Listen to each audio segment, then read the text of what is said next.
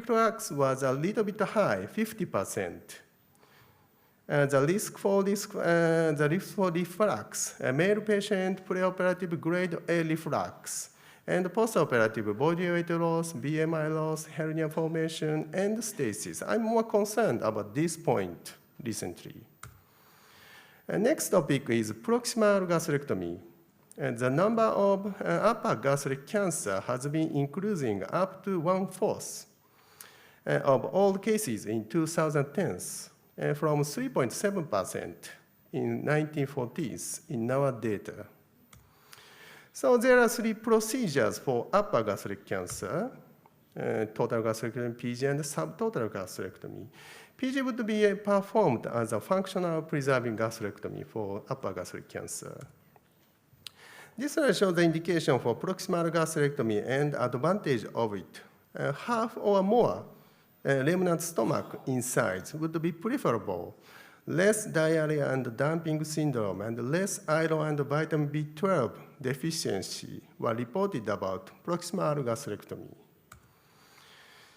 And there are 2 types of reconstruction methods after PG, including esophagogastrostomy and using small intestine.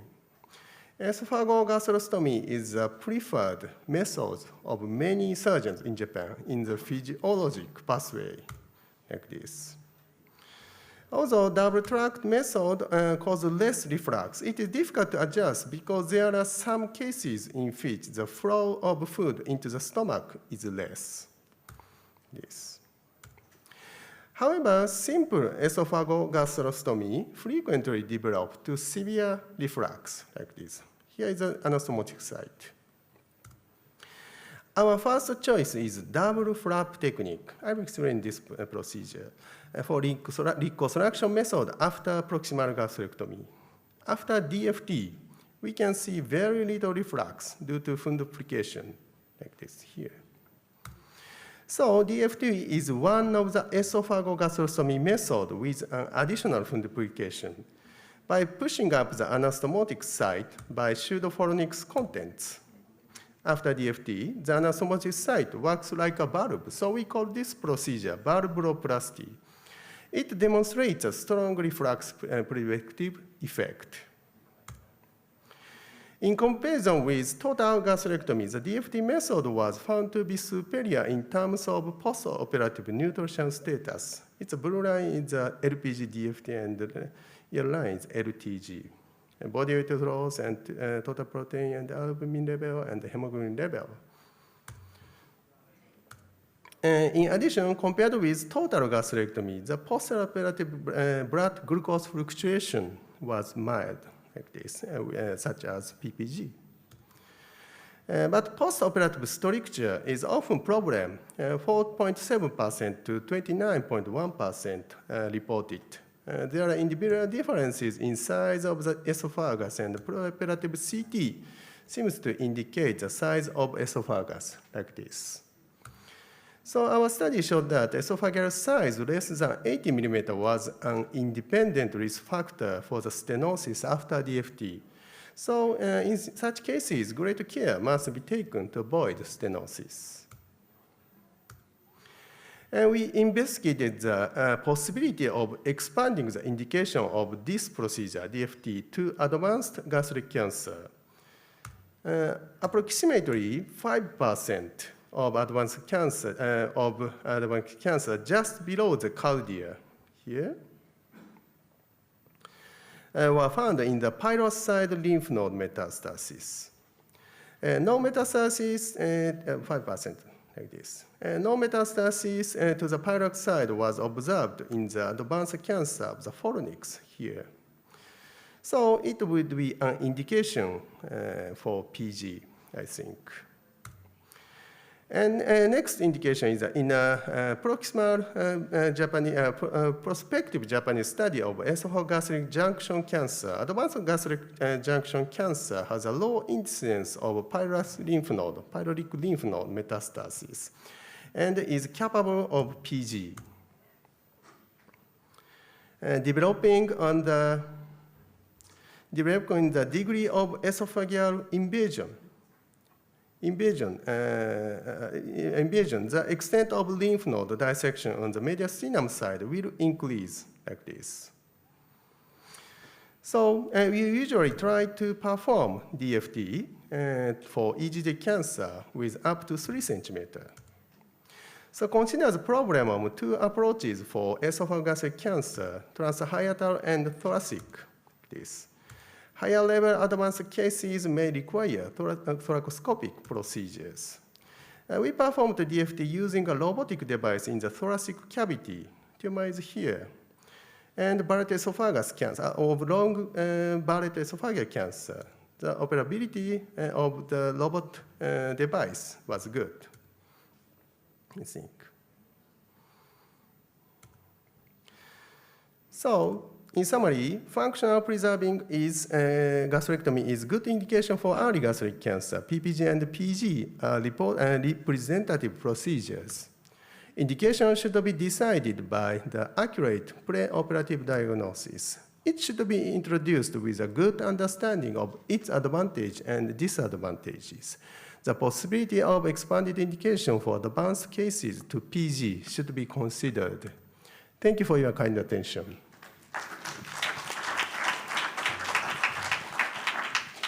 Thank you so much. I think we'll hold the questions until after all of our speakers. It is my privilege to introduce our next speaker, who's Katie Kachikova. She's one of the co-founders for My Gut Feeling. As you know, she has an amazing story to tell, and she's going to share her story with us today. Thank you. Yeah, Katie, her official name is Ekaterina Koshakova. Yes, Katie. That's pretty good. Yeah, but, I'll and take co-founder with Teresa Tiano of My Gut Feeling. And can you guess how much stomach she has? Now we can listen from her. Yes. Hi, everyone. Thank you so much to the organizers. Thank you so much to everyone that's here today to come to this patient advocacy session. So important that you're here with us today, learning from us, sharing with us. This is absolutely an amazing event. So, like I said, my name is Ekaterina, and I'm here to present on my experiences with a total gastrectomy, meaning 100% stomach removal. So just a little bit about me. So I was diagnosed with a gastric adenocarcinoma diffuse type, signet ring cell type in 2011. At that time, I was 21 years old. So I had a total gastrectomy. Like I said, 100% of my stomach was removed. I also had chemotherapy and radiation to treat my cancer, which at the time in 2011 was standard of care in North America. So I am the co-founder and vice chair of My Gut Feeling, which is the first Canadian stomach cancer non-profit. And in 2020, I started working as a clinician in medical oncology, specifically treating gastrointestinal cancer, so stomach cancer, at Princess Margaret Cancer Centre in Toronto.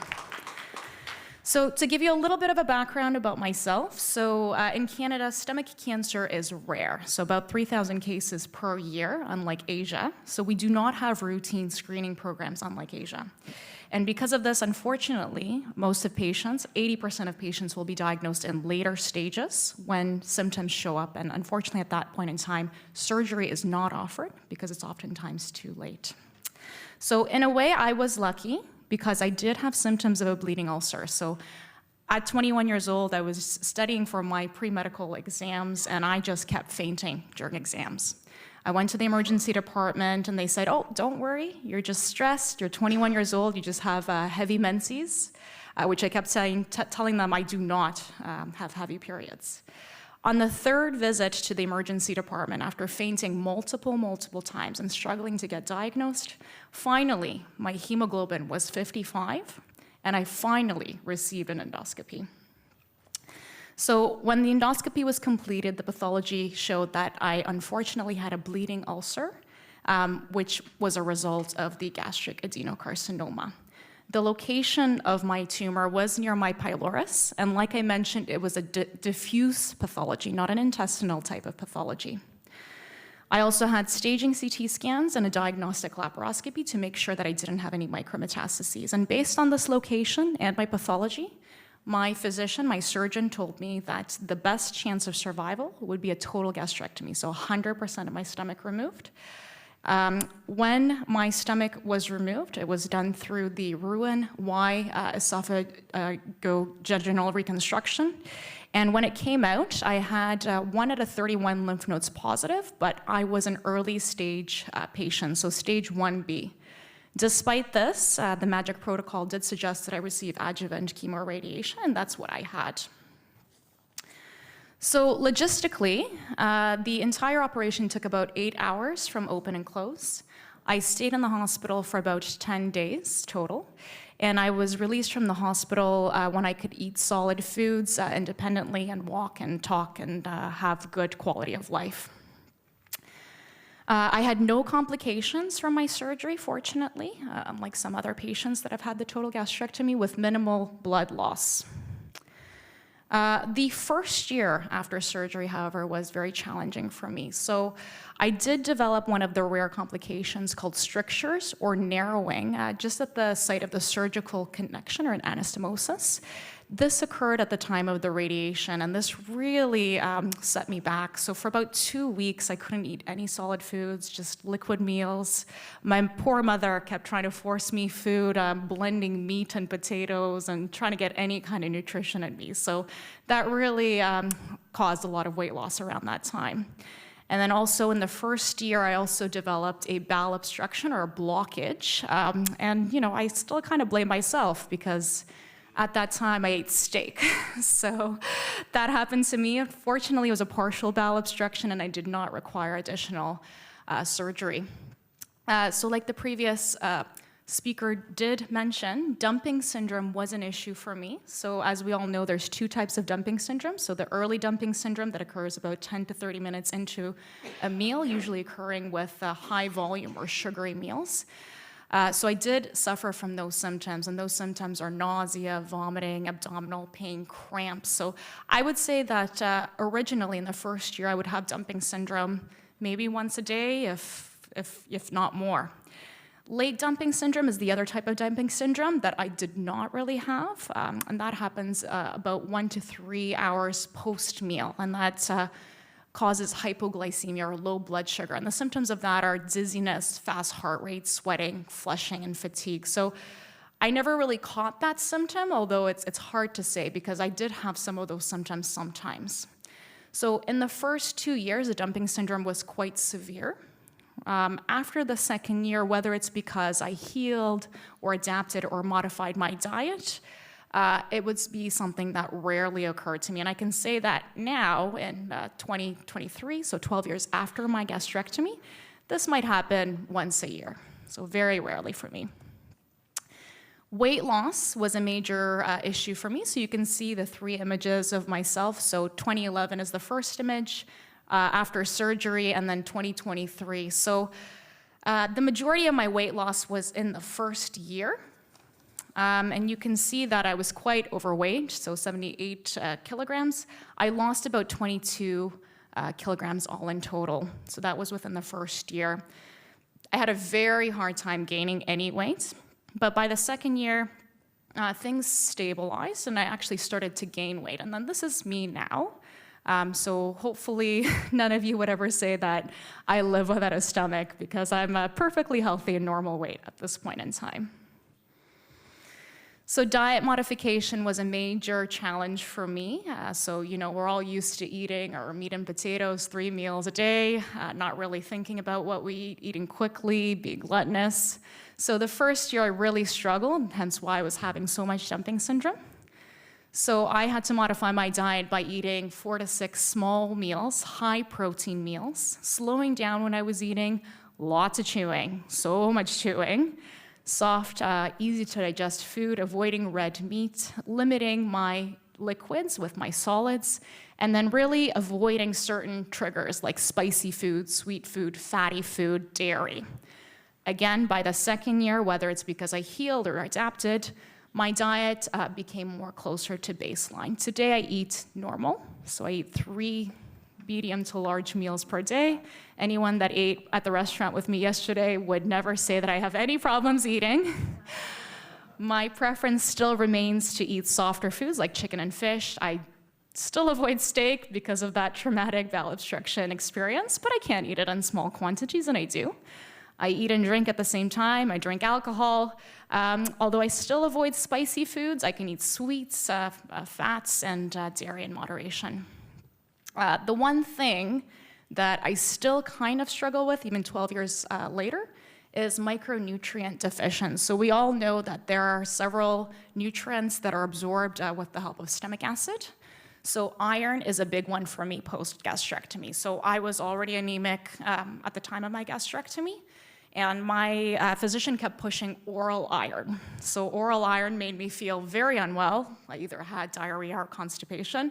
So I would just not take it and be anemic for many years. So ultimately, I did require IV iron, which really helped me with energy.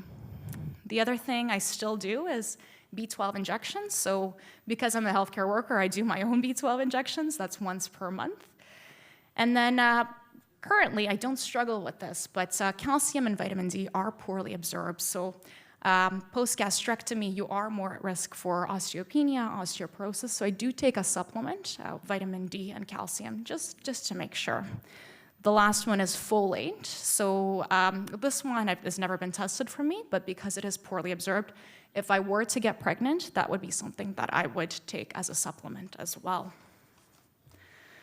So in summary, unlike Asia and North America, we do not regularly screen for stomach cancer. It is diagnosed in later, more advanced stages in North America. I was lucky to have a surgery at stage 1B, total gastrectomy. And this was decided mainly by my surgeon because of the diffuse pathology and the location of my surgery. I could not have a PPG because of this.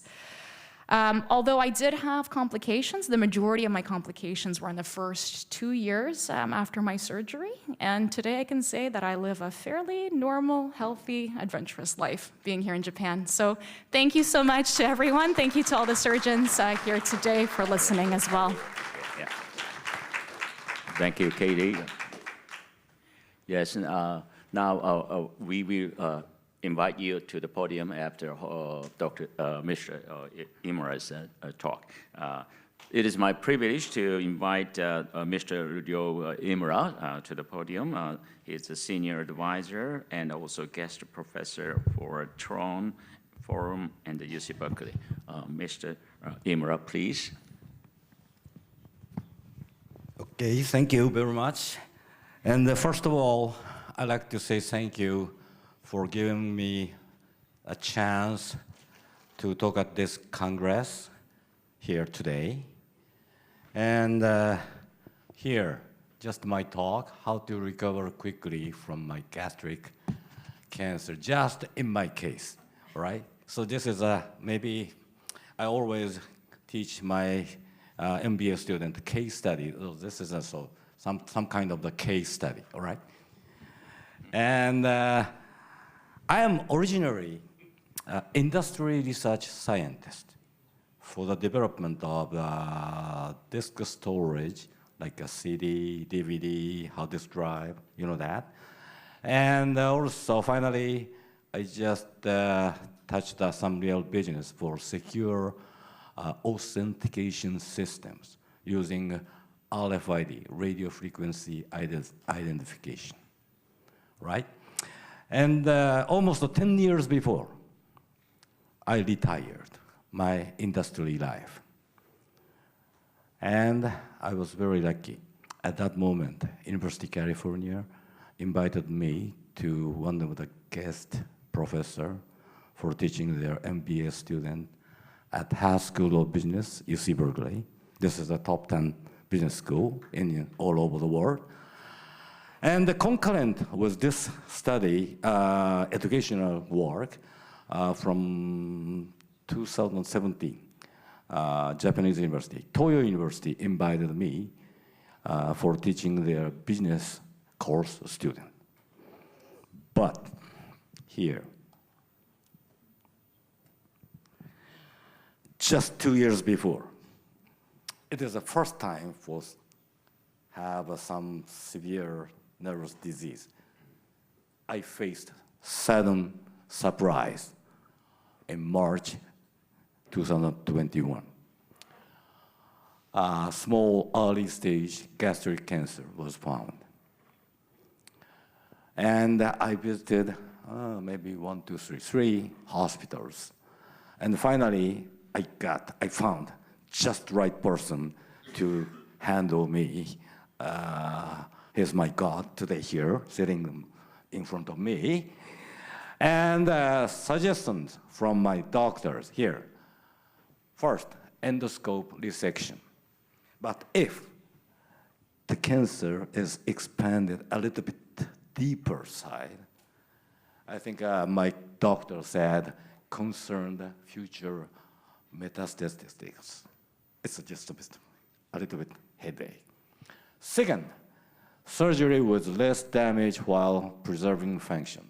This is a very typical one. Excision of the upper half of my stomach using laparoscope with medical robot, Da Vinci, right? And third, this is a big nervous one, remove the entire stomach. I just discussed with my boss, just my wife, how to handle that, right? And I also would like to continue my teaching life, so keep a quick recovery to return to my student class that I selected number 2 by Dr. Nunobe-san. Okay, so today my talk is just focused. What changed after surgery in my life, right? I'm lucky because just only 1 week of hospitalization, right? Due to the damageless surgery, function preserving surgery by robot. So I came back to my student class. And the second, how changed my food and the drinks after the surgery. Here, my lecture. This is a Toyo University, my business course student. Lecture, what happened in student class before and after? Can you imagine? Before. Because my partner professor informed my student, hey everybody, Professor Imura, he explained everything, my situation, and I have to stay at the hospital for the surgery. And at that moment, what student said? Can you imagine that one? My counterpart professor told me after my surgery. Student said, bravo, right? Because we have no end semester examination this time and only report that. That's the first reaction of the student, okay? And second, after the surgery, just 1 week stay at the hospital, and I came back to my student class. And then, what's the reaction of the student? Can you imagine that? Wow, he returned. Yes, almost right. The student told, everybody said, oh my gosh, Professor Imura, why you today appeared here, right? That's their reaction. And after maybe 1 or 2 months, my lecture, here, I did semester end examination. But one question for everybody. I'm business course professor. Can you imagine the questionnaires of my end examination at that moment? My subject for teaching my student is always innovation, entrepreneurship, and how to create the business model. So my question for this end exam is some special. How technologies such as data science, including big data, or artificial intelligence, like a robot, and any other computer science, how those can contribute for the medical field. That is my question one. And second, what is a business chance? And where can you make money? That's the question two. And at that moment, more than 90% of students passed my subject because they studied very hard after my surgery. Okay, next, food and drink. Here, that's a Berkeley MBA student. Every year, they visited me in Tokyo, and 1 month, they have some industry, some discussion for the industry workers, right? And here, before surgery, like this figure, I loved beer very much. Belgian, German, Japanese, American, like Samuel Adams or Ankerstein. Of course, Qingdao beer, right? Xinhua beer, everything. I love that one. But, unfortunately, after surgery, I hate drinking beer. Do you know why? Yes. My stomach capacity is almost half size, right? And the beer, it looks like soda, so including the tiny bubbles, so many bubbles. So if I drink quickly, in Japanese we say ikki ikki, right?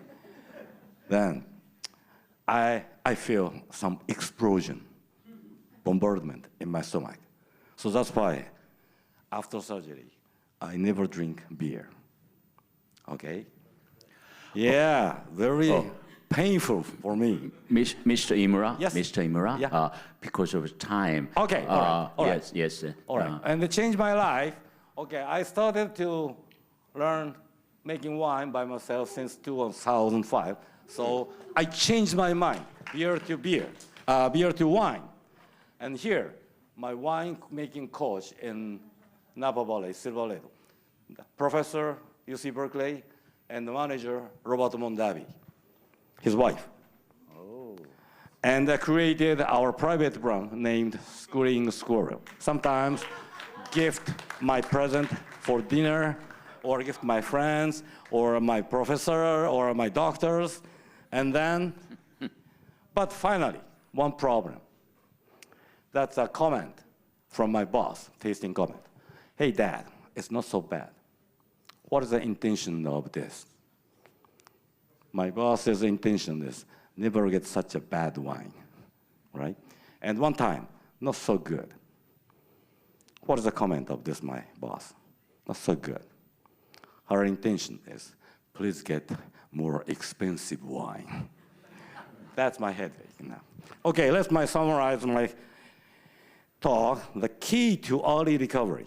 Keep good communications with your doctor. This is one person. The second, if possible, select function preserving and damageless surgery. And number three, enjoy and challenge your life, later life.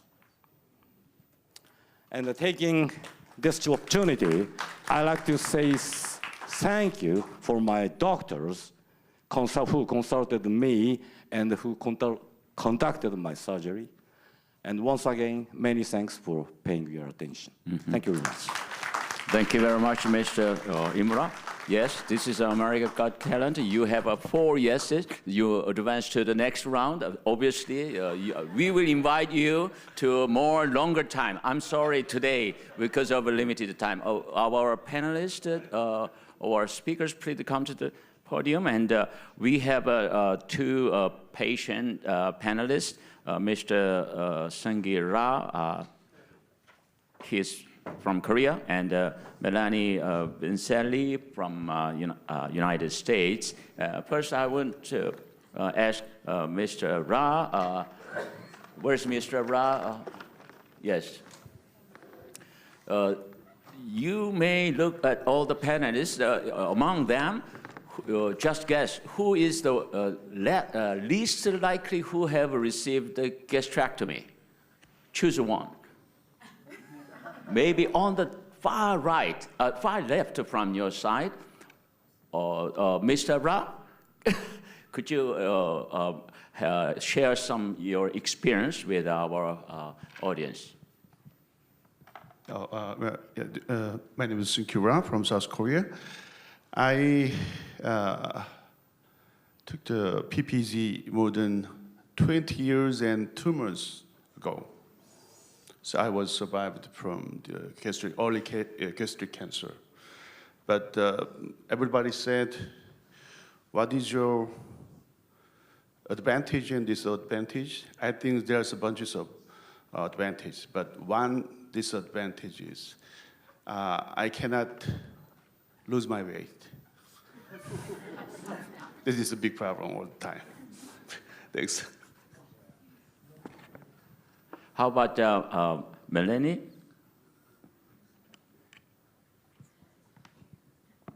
I'm a stage 4 gastric cancer survivor. I was given 6 to 9 months to live 14 years ago. I had 6 rounds of chemo. I was no evidence of disease, and 14 years ago I was lucky enough to have an amazing surgeon that removed my stomach totally. I have a total gastrectomy. In 2015, I was diagnosed with the BRCA2 gene, and this is why I ended up with gastric cancer. I have to tell you, as I sit here before you today, after given 6 to 9 months to live 14 years ago, I've gotten to see 3 grandchildren I never thought I'd be able to see. I travel, obviously. I also travel with my husband. We take care of our grandchildren. The only problems I have are self-inflicted. It's when I eat too much, I eat too fast, and eat stuff that I shouldn't be eating, and I know it as I'm doing it. I have to tell you that I've been one of the very, very lucky ones that have survived this long and come this far in my journey, and I really don't have that many issues. The proactive bilateral double mastectomy gave me more problems than losing my entire stomach ever did. So I have been extremely, extremely lucky. And I can't gain weight. So if you want to give me some of your weight, that'd be fine. Yeah. We got to figure that out.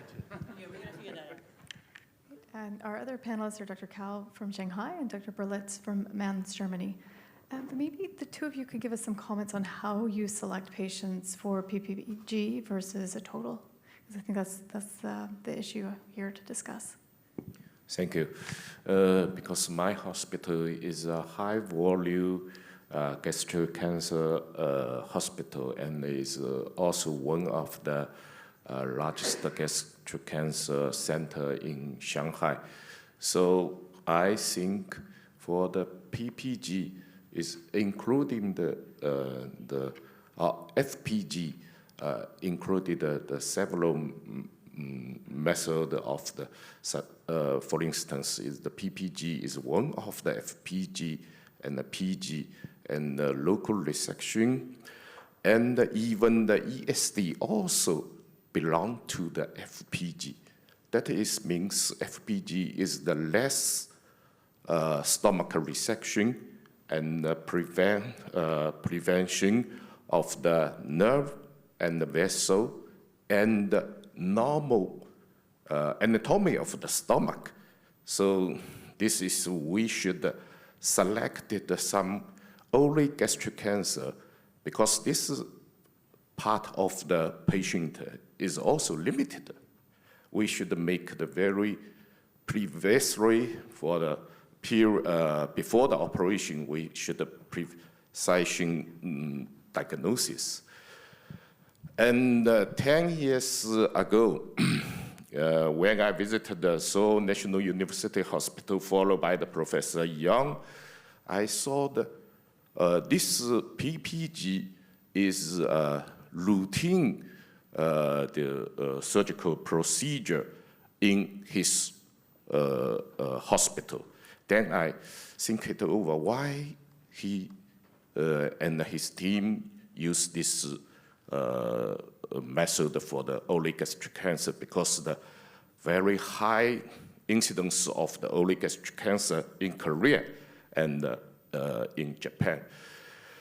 So I remember when 25 years ago, I have the clinical training in the Tohoku Rosai building. The Professor Maki, he is the pioneer of the PBG in 1967. But at that time, PBG is used for the benign ulceration for the gastric patient. So now, when I come back to China, I send my team to Seoul National University Hospital and learn this technical. And we go back, we practice, and select some small amount of the patient to perform this PPG, the surgical procedure. You know the PPG technical is different compared with the distal gastrectomy. It quite demanded high technology. So gradually, we get this technical, and now is the number of the PPG patient in my hospital is over the 300 patient, and we make some Chinese consensus for PPG, and we make the surgical step in details and tell all the few interesting Chinese surgeons to learn these technicals. And we make some seminar, conference, and more now. More and more the Chinese surgeon to perform this PPG surgical procedure. And in some conference, in some congress, the PPG always one of the topic in the meeting. Yeah. Thank you very much, Professor Gao. And Dr. Felix Bert, not only for PPG, how about the preserving any stomach in European country? Can you make a briefly comment on that? Yes. Hello, everybody. My name is Felix Bert. I'm a surgeon from Mainz University in Germany. And I had the great opportunity to study 2.5 years with Professor Yang in Korea, which, of course, draw my attention towards function-preserving surgery. Still, I think in this session it is important to say, especially also me coming from a Western country where we deal with more advanced disease, that first the disease will determine the extent of the surgery usually. So we should not try to force a function-preserving surgery for the price of missing a chance of cure. This is a very important message, especially for us treating the more advanced stages. And then, on the other hand, I think if a case or a cancer or a patient applies for function-preserving surgery, for me personally now, it is not an excuse that I practice in Germany not to try to apply those techniques. So I did, also in a very limited number of cases, but I think it is possible, and I think it's good that we do. Of course, we have to go to Asia to learn those techniques, this is for sure. But number 3, I think in the West we would have a little bit different understanding of the definition of function-preserving surgery, and this is what Professor Yang refers to. So I think we have more chances to preserve some part of the stomach. So we have more indication for partial gastrectomy as we think. Giving you the example of my institution, where when I come back from Korea, the rate of total gastrectomy within all gastrectomy cases dropped from 75% to 25% now. This is a substantial change in our practice. And this is not by bending the oncological principles or treating the patient less radical for the cancer. So we spoke about the inaccuracy of EUS and CT scans. How do you get around that issue, especially in Western countries where we know most of the patients are very advanced? We do frozen margin investigation not only in any case of stomach preservation. So if we do any case of partial gastrectomy, per principle, we apply frozen section. Number one, for the luminal safety. Number two, we do also apply frozen section for lymph node stations selectively. So if we, for instance, in proximal gastrectomy, if we preserve, we preserve less stomach than probably in a proximal gastrectomy in Japan or Korea. But we do apply frozen section for even unsuspicious lymph nodes in the area that we preserve, just to make sure that we would do anything we could not to miss information. Do you do random sampling or do you do sentinel node? We do both. We use the ICG, but I think sentinel node is not something that I rely on. So we do extensive sampling, let's say, because I also learned the way how to do vessel-preserving lymphadenectomy. So it's more than just a picking that we do, and but we know from other data also which kind of cancer would apply for a proximal gastrectomy, for instance. Okay. Professor Okay. Sisson. To perform function-preserving gastrectomy, the diagnostic accuracy is very, very important. So for PPG or proximal gastrectomy, we should be very careful to select patient based on varieties of techniques like CT scan and endoscopic ultrasonography and so on. And also, as you mentioned, Dr. Velt, frozen section use is very important in some cases and critical borderline cases. And regarding the case of Katerina, even in Japan, there is some mythological belief that signature cell equal squamous type, so Bowman type 4 cancer.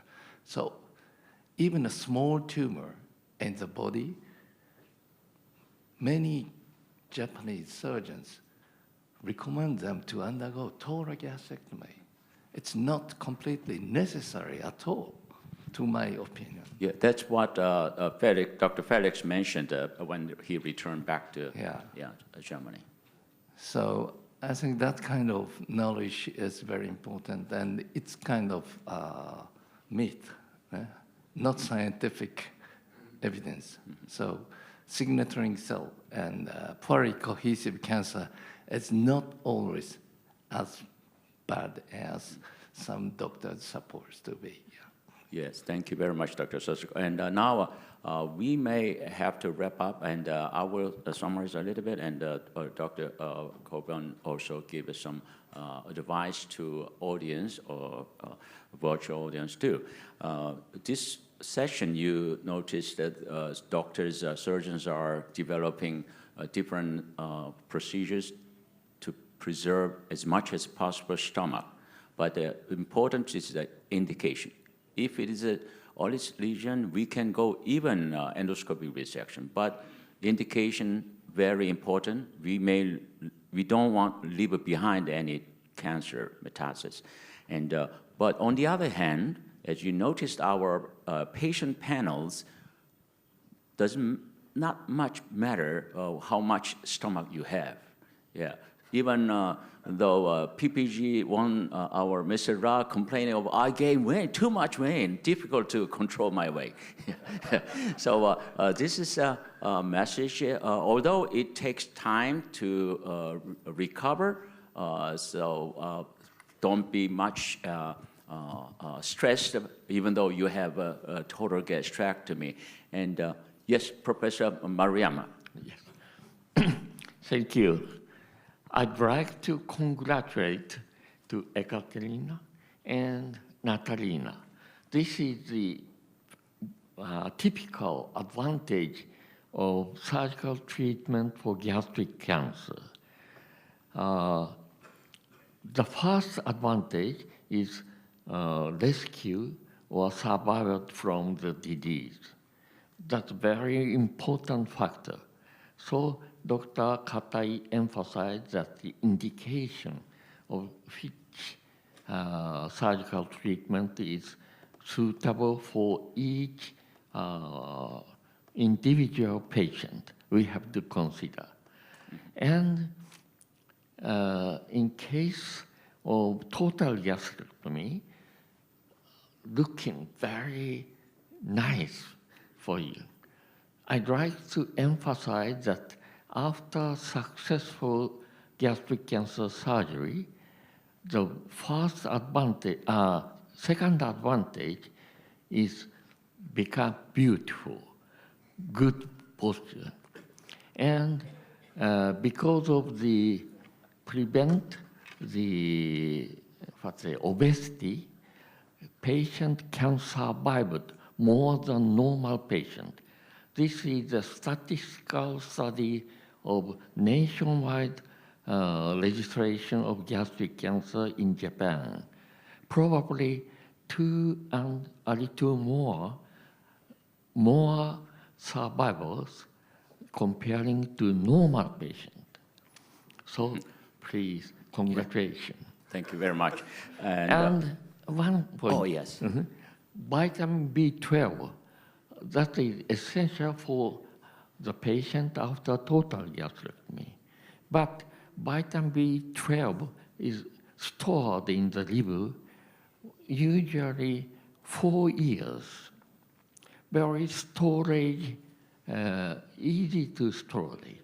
So every month injection you had, that are very painful.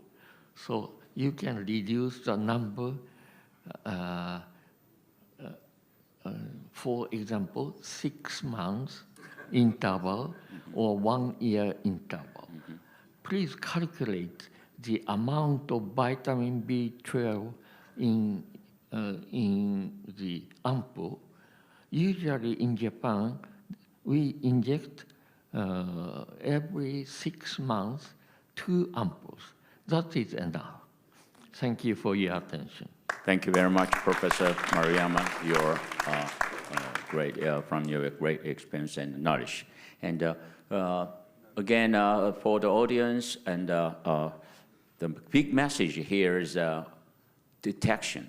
So if you are in Japan, Korea, don't miss every other year health screening provided by government. If you didn't receive gastroscope within last 2 years, today you have to reserve it. And people who you have any symptom, don't ignore. The most common symptom is epigastric pain. So if it continue about like weeks, go to the doctor. And finally, I also would like to appreciate the doctors here. This is an education symposium. Doctors may not have to be here. They may be bored, but no, they are here and willing to give advices to our patients. So this international educational program, next year, Chinese doctors, they say, yeah, we should have in China. So please, Dr. Koban, a message to our patients. And thank you for the patient advocates for sharing your stories and assisting us all with the education for both the physicians, the caregivers, and the other patients. And we'll close this session and move to the next one. Thank you.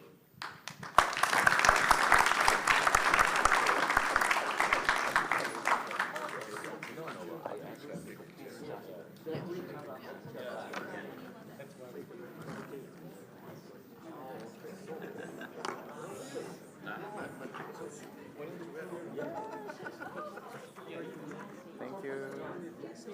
We should invite him for 30 minutes.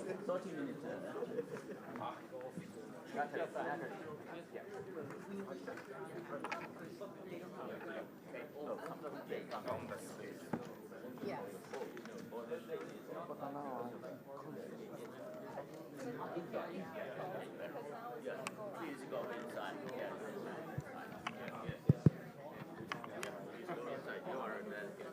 Yes, please. Oh, yeah.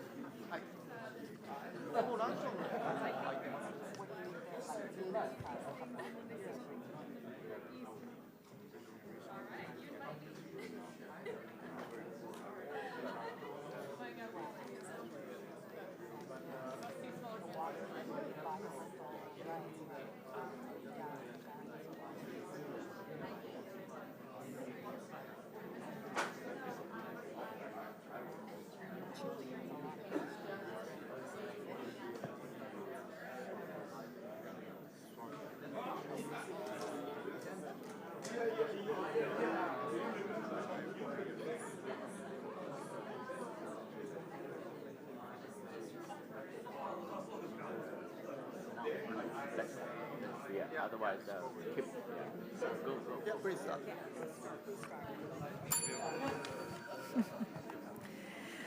Hello, everybody, and welcome to our last and final session. The topic of today's session, session 4, is quality of life evaluation. I would like to now welcome and introduce my co-chair, actually. Yes, I'm Paulo Kassab, a surgeon from Santa Casa, São Paulo, Brazil. Thank you, Andrea. Thank you. And our first speaker is Gianluca Baiocchi from Italy. Please welcome to the podium.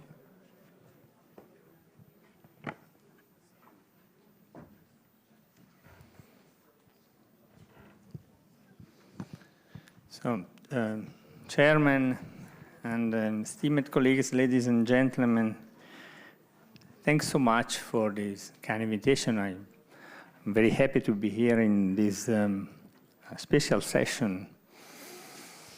My name is Luca Baiocchi, and I'm full professor of surgery in Brescia University, and I work in Cremona Hospital. Brescia and Cremona are two small, 200,000 and 100,000 people town in northern Italy with a pretty Roman history and a beautiful downtown. Please visit if you can. I don't have financial disclosure, but I do have scientific disclosure. Bilal Al-Kafaf is an upper GI surgeon from Manchester, UK.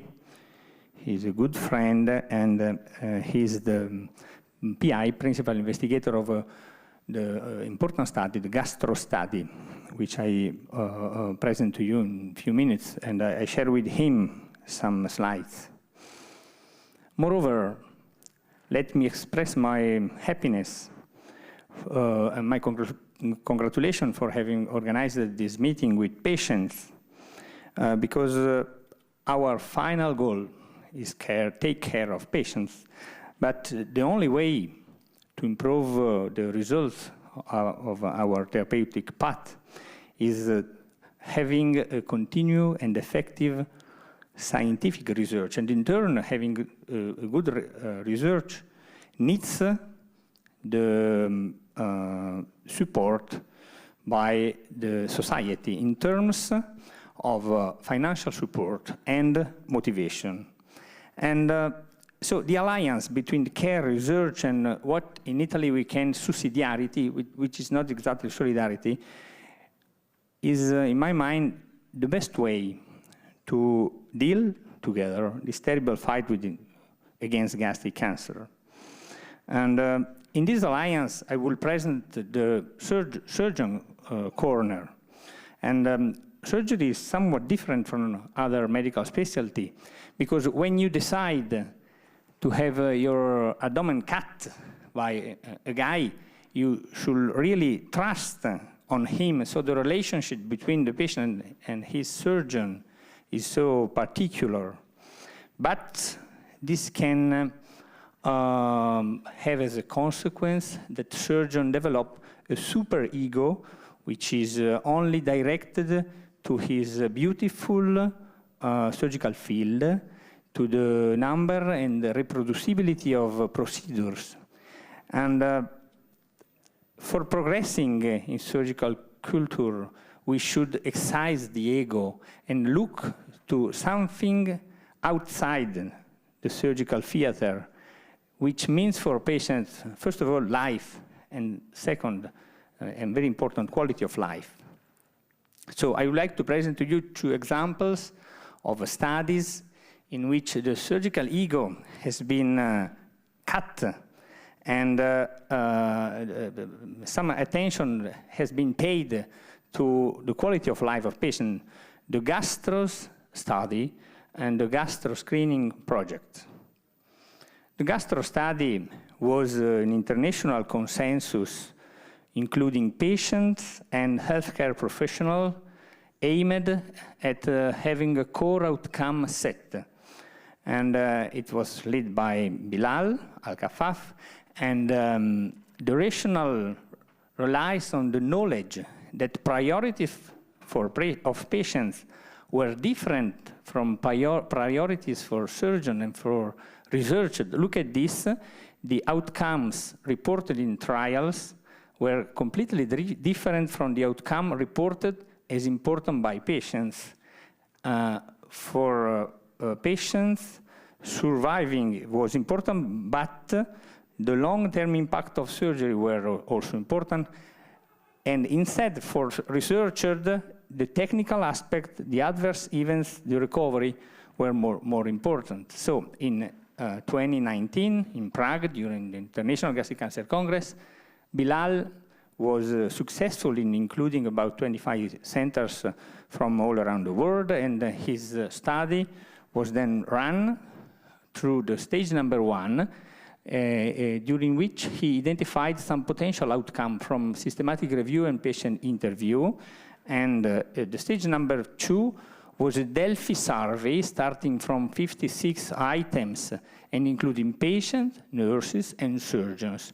And the consensus meeting was unfortunately held in Manchester in March 6, 2020. So it was the first days, the first weeks of COVID pandemic in Europe. I was personally ill in hospital, and so I attended this meeting by online. This survey was translated into 8 different languages, and finally he got about 1,000 answers from patients, surgeons, and nurses from 6 continents and 55 countries. And finally, we got the list, including some points of survival outcomes, but also important points of quality of life and also postoperative complication. What the meaning of the study, what the result of the study, having this core outcome set should allow for a best trial design with relevance to patients, for national and international audits, and finally to have a clear discussion in terms of consensus with the patients. So thanks one more time to Bilal Al-Kafaf for having designed this study. And the second one is the gastro screening. What is the best method to avoiding the impairment in quality of life? Not operating, not removing the stomach. And we can hope not to remove the stomach only if we make a diagnosis in very early stages. So in Italy, we have this charity foundation, Ricerchiamo, which was founded by the daughter of a patient dead for gastric cancer. And the mission of Ricerchiamo is to support the scientific research in the field of gastrointestinal diseases. In 2021, Ricerchiamo, I am the scientific chief of Ricerchiamo, we launched this study, pilot study, feasibility of population-based gastric cancer screening in West. And we did put 100,000 euros on this project. And the first phase, the most important phase of the project was the setup of a tool for a first-line analysis of patients with the aim of investigating which patients would undergo second-line invasive investigation. And we found with the epidemiologist of Verona University, Professor Verlato and Dr. Martinelli, a questionnaire, which is called the GastroForm, with 34 questions. And the second step is actually ongoing, offering to the patient identified by the GastroForm as slightly more risky of having some important information from the endoscopy, the upper gastrointestinal endoscopy, maybe some new cytology or some circulating new DNA will be also useful for this study. And the third step will be, we hope in the future, validation on the larger scale. The GastroForm was built on personal data, anthropometric data, and very important risk factor. We've got the smoking, familiarity, previous intervention, diet, and obviously we included also some protective factor from diet, from physical exercise, and also non-specific symptoms such as bloating and reflux disease, but most important warning signs such as dysphagia and anemia. And the GastroForm was then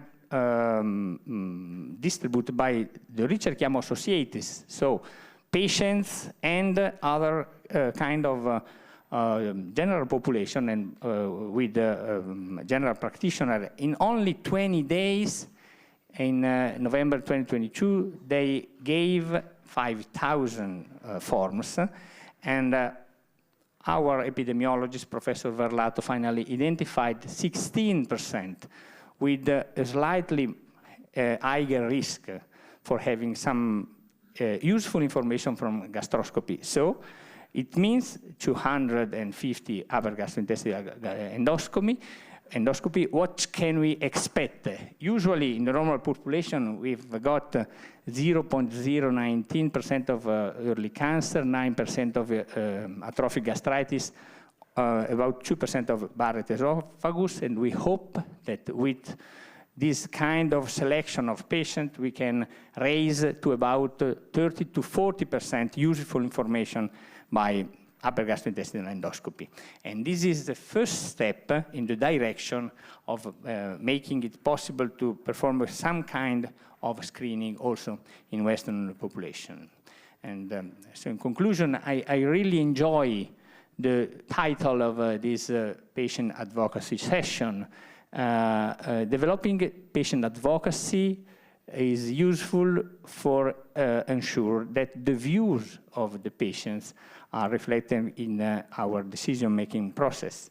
This today is a small opportunities, but it can become a great enterprise. Thank you so much.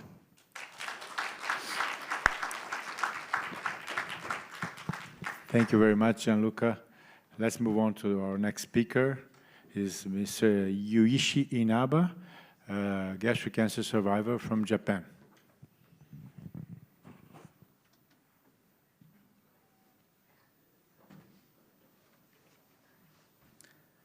Hello, I'm Yuichi Inaba from Japan. I speak my case history today. I was diagnosed as having advanced gastric cancer in 2013 and underwent open gastrectomy in December 2013. I was diagnosed as having advanced gastric cancer. I underwent 2 third distal gastrectomy with D2 dissection, reconstructed by Roux-Y method. Post-operative course was eventful and discharged soon. As pathology examination revealed, it was PT4A tumor and stage 2B. I received oral chemotherapy for 1 year.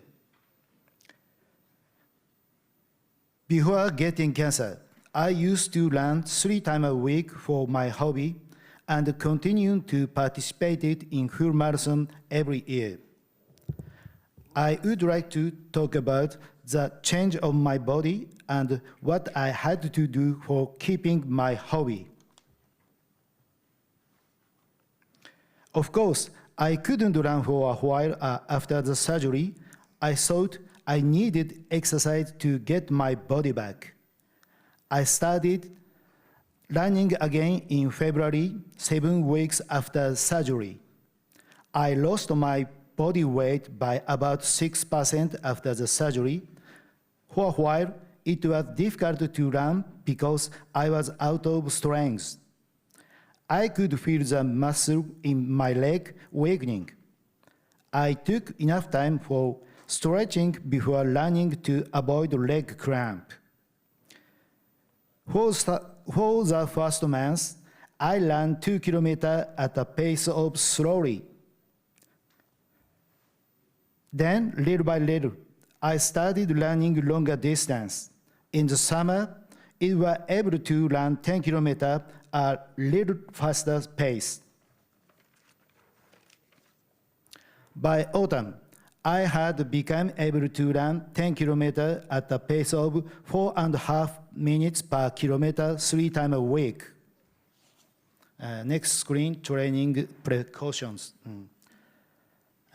As I could run almost like before, I started to feel that I was ready to participate in the full marathon race again. During these processes, I had changed my dietary habit to keep challenging marathon. Stomach became smaller and food volume becomes thinner for each meal. I could no longer eat cold, spicy, or hard food. I did not take cold drink nor food such as ice cream. I usually ate easy, digestible foods. For example, I tried to eat a small number of various dishes slowly over time. I also tried to eat snack in the afternoon and evening to avoid hypoglycemia. Because the stomach became compact and it was difficult to eat a large amount at a time, I choose to eat food that are high in calorie per volume. When I ran, I took a lot of energy gel with me to keep my blood sugar level high enough.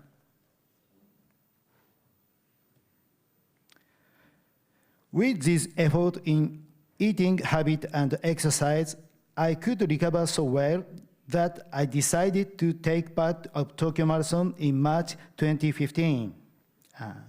It was light rain at the start. It became cloudy on the way.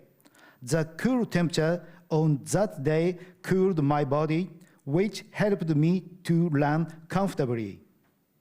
I finished the race in 3 hours 23 minutes, even faster than before the surgery. Thank you.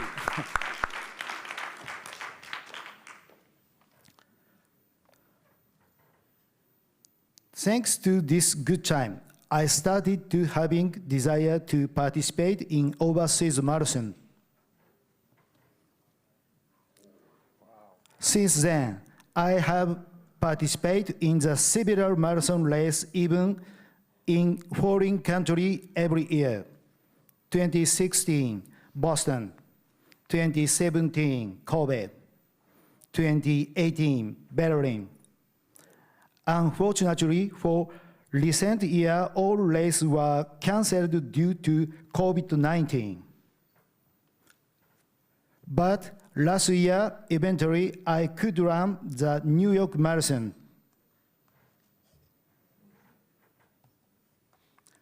My dream is taking part in the London and Chicago Marathon, aiming to complete the 6th World Championship. I'm still learning. To be honest, I didn't think I would be able to recover so much right after the surgery. I was lucky.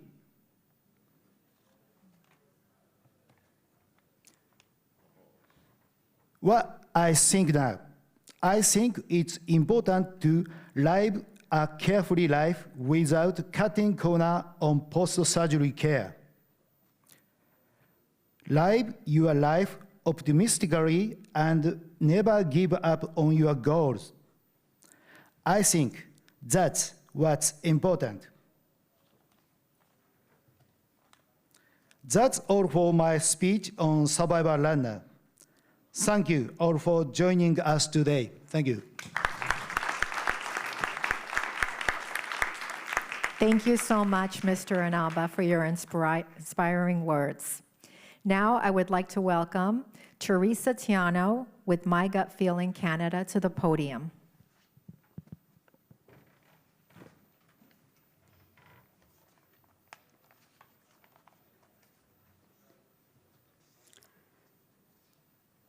Hello and good morning, good afternoon, or good evening, depending on where everyone is in the world.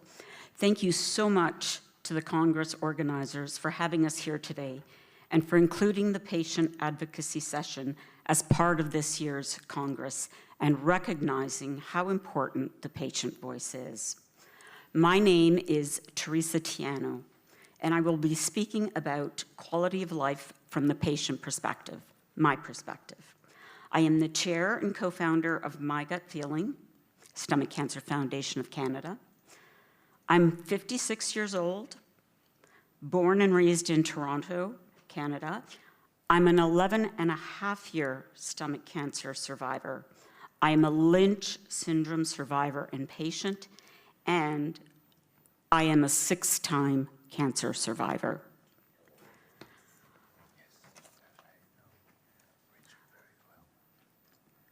I'm all about pictures, and so you'll see my journey through pictures. I was diagnosed in the summer of 2011. I was overweight, asymptomatic, and my cancer was diagnosed because of a scheduled endoscopy, colonoscopy, due to my family history of colon cancer. I was convinced that the test would show colon cancer, but was completely shocked to learn I had stomach cancer. On September 1st, 2011, I had a subtotal laparoscopic gastrectomy. They removed 80% of my stomach. I was up and walking the next day and even ate some crackers with peanut butter. I only stayed in the hospital for 5 days. When my pathology came back, I learned that my stomach cancer was stage 2B intestinal adenocarcinoma, and was told that I would go through chemo and radiation, which was, at the time, the only option we had. I began treatment, and I began to lose an excessive amount of weight on a weekly basis, which caused incredible problems for the radiations, who had to keep reconfiguring my images every week because I just kept losing so much weight. I managed to basically soldier through to the end of radiation just before Christmas, and then I was completely immobile for weeks with fatigue. Eating was absolutely torture. Portions fit for a toddler were too big for me. I experienced dumping syndrome, but for me, vomiting was horrible. And I suffered from massive abdominal cramping. I also began to suffer from incredible anxiety and deep depression. Once my treatment was done in February of 2012, when most people are thrilled, I was beside myself. I had to start to see a psychiatrist, which I still do, and I was terrified that without treatment, the cancer would return with a vengeance. 11 years ago, the survival rate of stage 2B cancer was 35%, and a bit higher with treatment.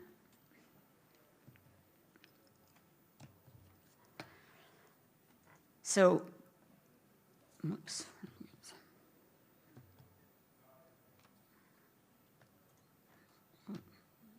Oh, well, they don't kind of match here, but the early years, They were incredibly challenging for me. Quality of life was almost non-existent. Stomach cancer changed everything in my life, from my physical appearance to my mental stability.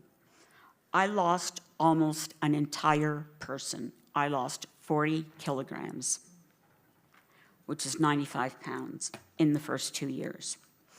You will often hear patients say that they become afraid of food or hate it. That was so true for me. I'm Italian, and in my culture, as in many cultures, food is life, and life is food. It is associated with socializing and family and celebration. And I felt I could do none of that. And at the end of treatment, when I was diagnosed with Lynch syndrome, I went into a very, very dark state of depression.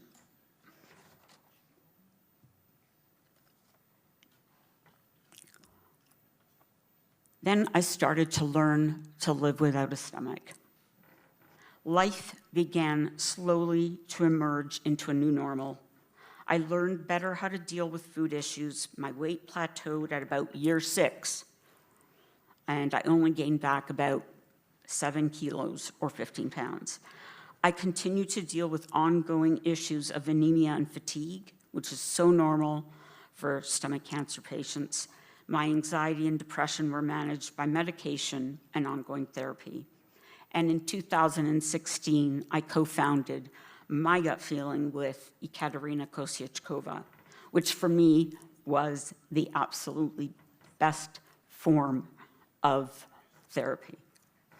I traveled more, and that is until COVID hit. In the spring of 2020, after having to stop work due to severe fatigue and after a multitude of tests, I was diagnosed with chronic fatigue syndrome, which was a direct result of iron deficiency and not having a stomach, which so many of us deal with.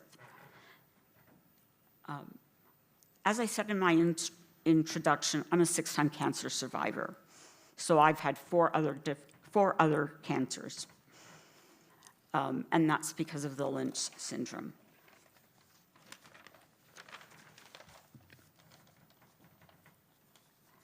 So for me, my overall thoughts about quality of life, for those of us who are fortunate enough to be survivors, it can be great, but it can be so complicated at the same time because there are issues that never leave us. Our normals are not truly normal, as complications can often and do continue for the rest of our lives. We as patients and survivors do our best to live those lives. The way to ensure a better quality of life is for patients and survivors to not get lost in the system beyond the recommended 3 or 5 years of surveillance. In North America, and specifically in Canada, where stomach cancer is rare, patients often feel abandoned. Stomach cancer is a complex cancer, and long-term regular surveillance should be the norm and not the exception. Transfer of care from oncological discharge to the family doctor is not easy because family doctors really know next to nothing about stomach cancer. There are no guidelines available for post-gastrectomy care in the community. And oftentimes people go by the bariatric surgery guidelines. And I really, really feel that these guidelines need to be put in place and become policy. My quality of life today, I still have food and nutrition issues, but I eat healthier. I support and raise awareness and advocate for stomach cancer patients, which gives me purpose. I have incredible health care and support from family and friends, which makes me grateful for every moment of every day. Thank you for your attention.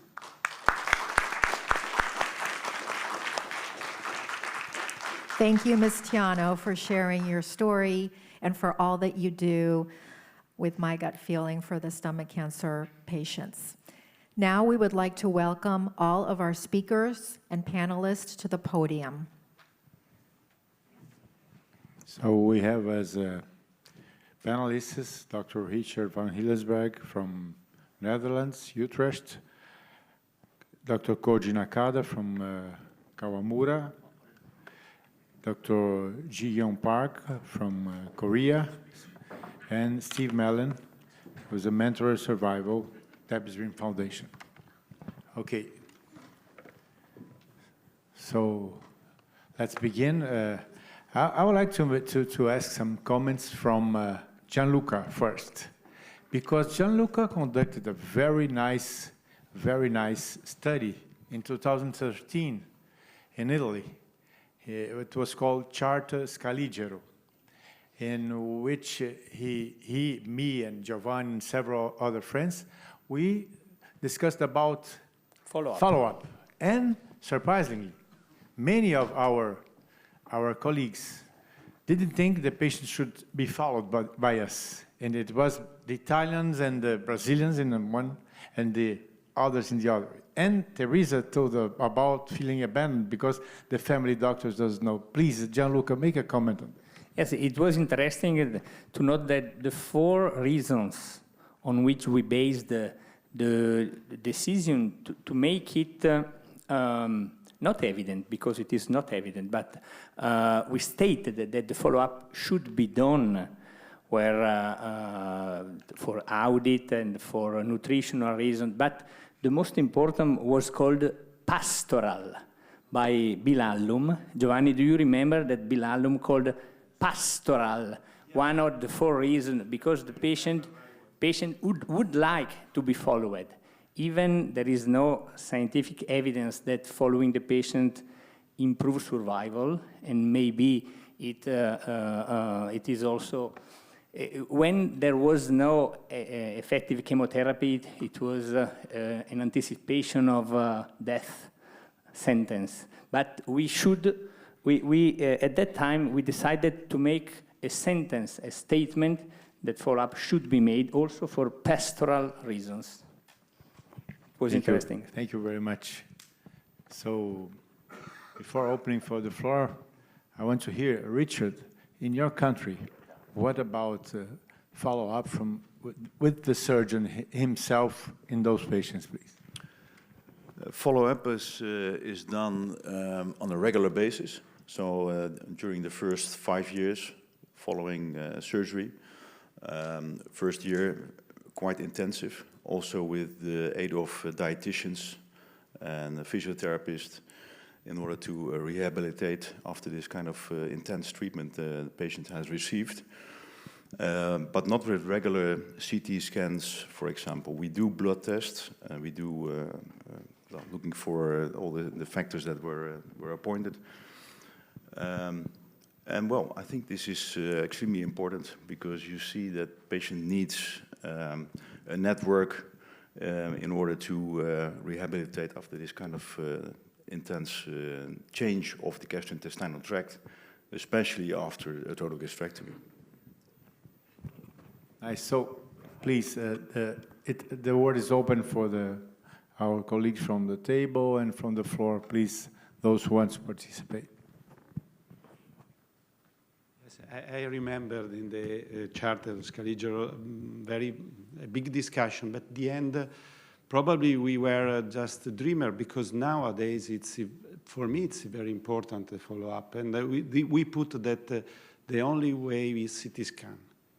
Especially at the beginning. So nowadays we can have many weapons. So I think that many people change the idea about follow-up in many countries. I know that follow-up is expensive, so we have to think that in Italy our system is a sort of system that is not collapsed yet, but pay for everybody. So I don't know.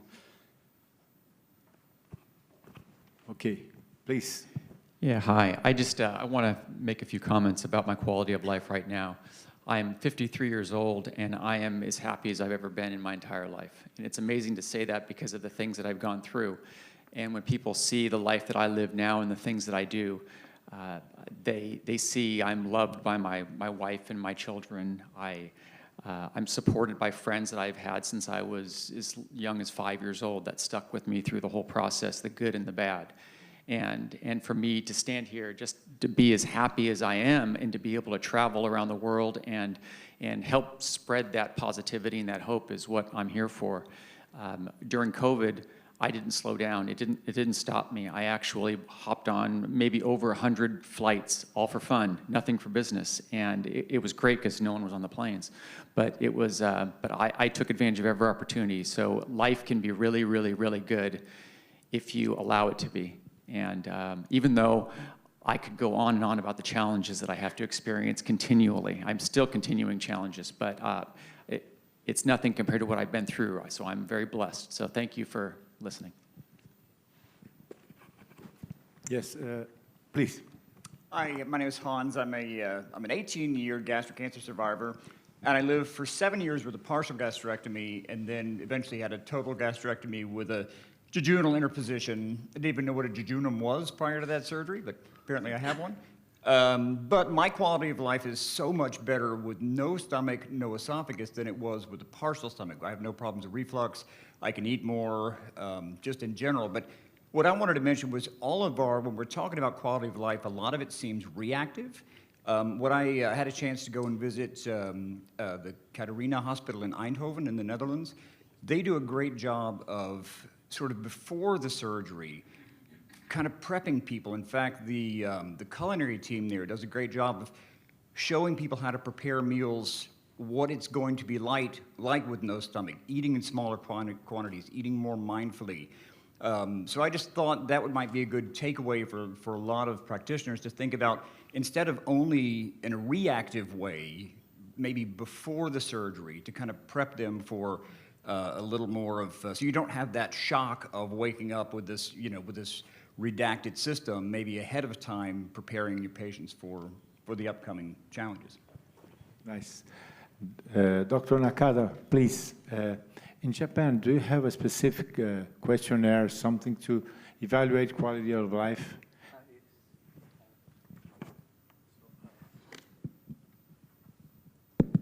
We have some simple checklist for post-gastric patient and a detailed questionnaire. So the name of the questionnaire is Pegasus Post-Gastrectomy Syndrome Assessment Scale, which evaluate the patient's symptoms, living status, and quality of life. And we have national data for this questionnaire. So if a patient in front of us reply for the questionnaire, I can compare the condition of the patient with national data who received the same type of gastrectomy. So we can understand which part is wrong with this patient and how we can support this patient. What about you, Dr. Park? Hello, I'm Jion Park, and for my short introduction, I'm a GI surgeon in Korea, and then I'm also a survivor of the cancer. I received a total gastrectomy when I was 28, when I was in the medical students. So it was really a great honor to participate as a panelist in this session. And in Korea, we have a questionnaire that we can evaluate the patient's quality of life. So we just developed and validated that kind of questions, and then we got a quite good results. So we are applying that quality of life the questionnaire to the patients. And as a patient, I was really worried about the recurrence. So even though I went through the total gastrectomy, I don't have any regret that why I have to do the total gastrectomy. So past 10 years, it was really past 10 years, and I still free from the worry about the recurrence. But as a surgeon, I really care about that they are eating after gastrectomy. So I want to save more stomach for the patient. So it's a little bit awkward, but yeah. So I have a question to the survivors that which one is the most important thing for your quality of life, like eating disorder or cramping of your abdomen, sudden abdominal cramping, or the weight loss or recurrence of the cancer. So which one is the most important thing? Improved? The important thing to Oh. affect your quality For of life. quality of life, well, I'm a little bit of a different case because I have a genetic mutation, so I'm at risk for multiple cancers. So the issue of recurrence, I've never actually felt really terrified, except in those initial years, about the recurrence, because I don't know why. I felt that once I hit my 5 years, that was good. And then at 10 years, I was great. I was more worried about other things, other cancers. I think for me, because I went through such a difficult time mentally and emotionally, trying to learn who this new person was. I was a completely new person because I couldn't eat what I used to eat. So I had to learn right from the beginning, like how to eat differently. And I remember one of my doctors, because I kept asking him, like, this is ridiculous, I keep losing weight. And he said, and he was a lovely doctor who's since passed away, he said, darling, you have to realize you do not work like everybody else. So I always kept that in mind, but I think for me, it is so important that we are looked at holistically, and I know Katie mentioned this earlier, because I think quality of life is not just about nutrition, and it's not just about weight loss, or it's everything. It is about trying to come to terms with the fact that we've dealt with a very complex disease, as you know, and the complications from it don't ever go away. Not really. I mean, we get better at dealing with them, but so for me, it's about the most important thing is about being able to accept and being able to learn and keep learning, and working on my emotional and my mental self. May I ask a question? My question is for Yuichi-san. Thank you for sharing your story. I want to know, how are you connected or connecting to other survivors in Japan, and how are you finding your psychosocial support needs here? Thank you.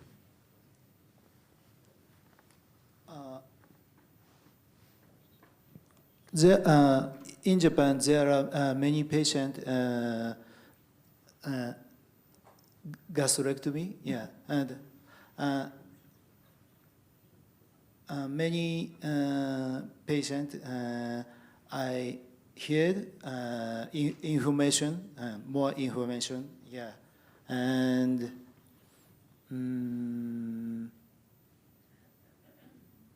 but that's all. So you find the patients online, or how do you meet the other patients? Same hospital, and same community, Thank you. Thank you. In Italy also there is an important association, Paolo knows very well, which is Vivere senza stomaco si può, meaning life without stomach, it is possible. And they are very connected by Facebook. I think they are connected. I think they are connected now from Italy. Claudia, ci sei? I don't know.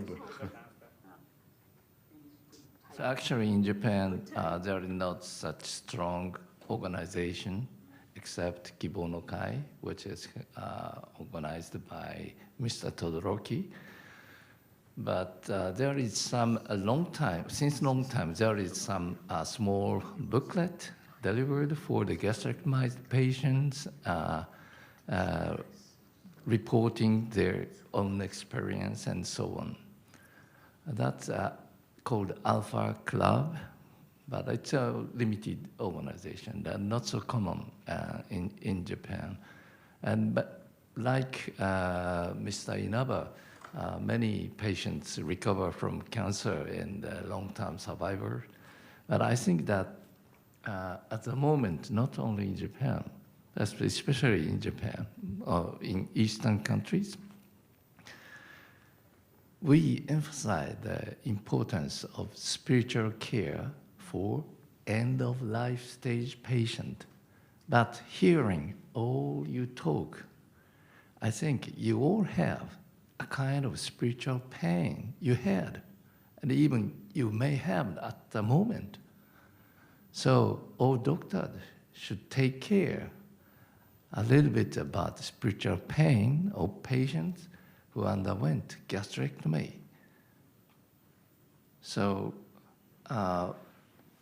Terezia's case is a little bit special because the Lynch-Hughes syndrome is cancers. You experienced many cancers, but anyway, not only that kind of diseases, but every cancer patient continue to have that kind of either small or large, the fear and spiritual pain. I think it's an important, very important remark. We looked into the quality of life data, and so health-related, mental, also functional, in the Logica trial. That was total gastrectomy versus laparoscopic versus open, and distal gastrectomy included.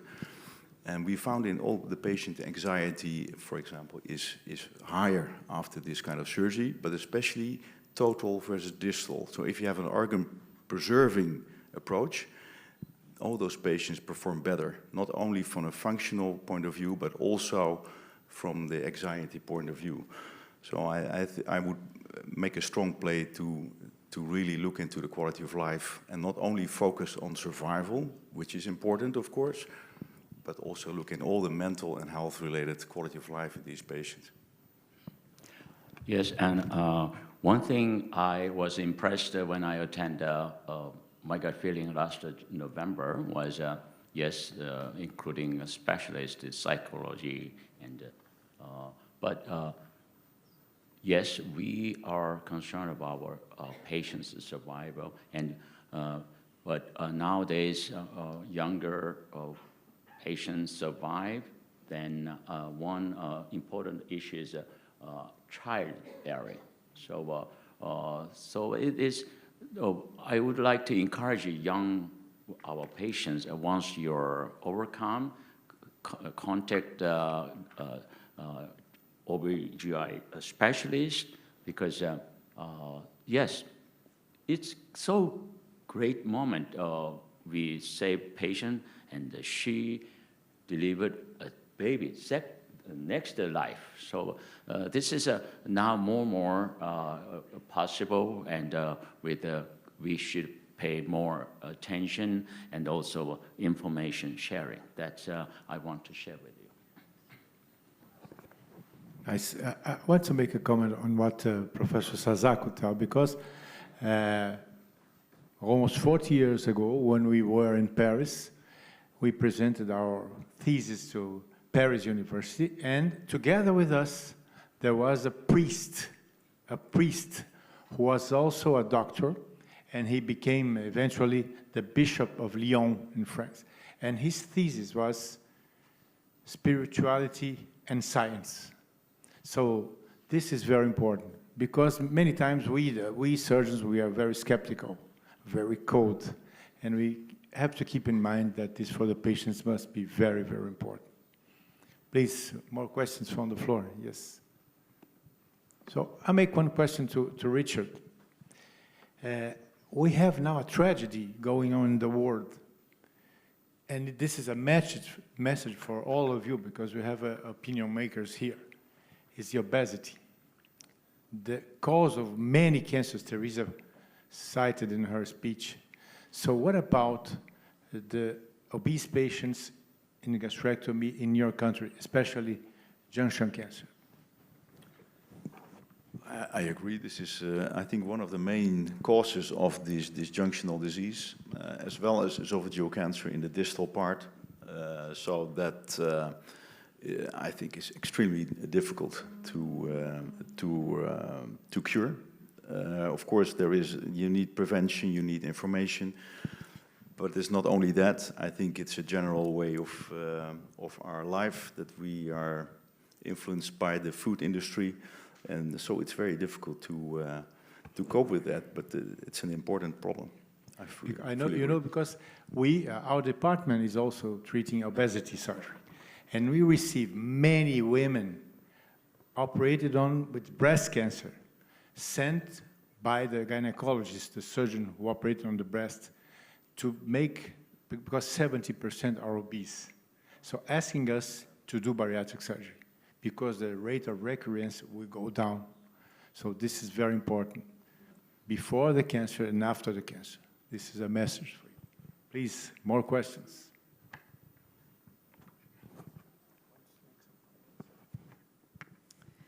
Yes, I'm going to lead us back to the quality of life evaluation.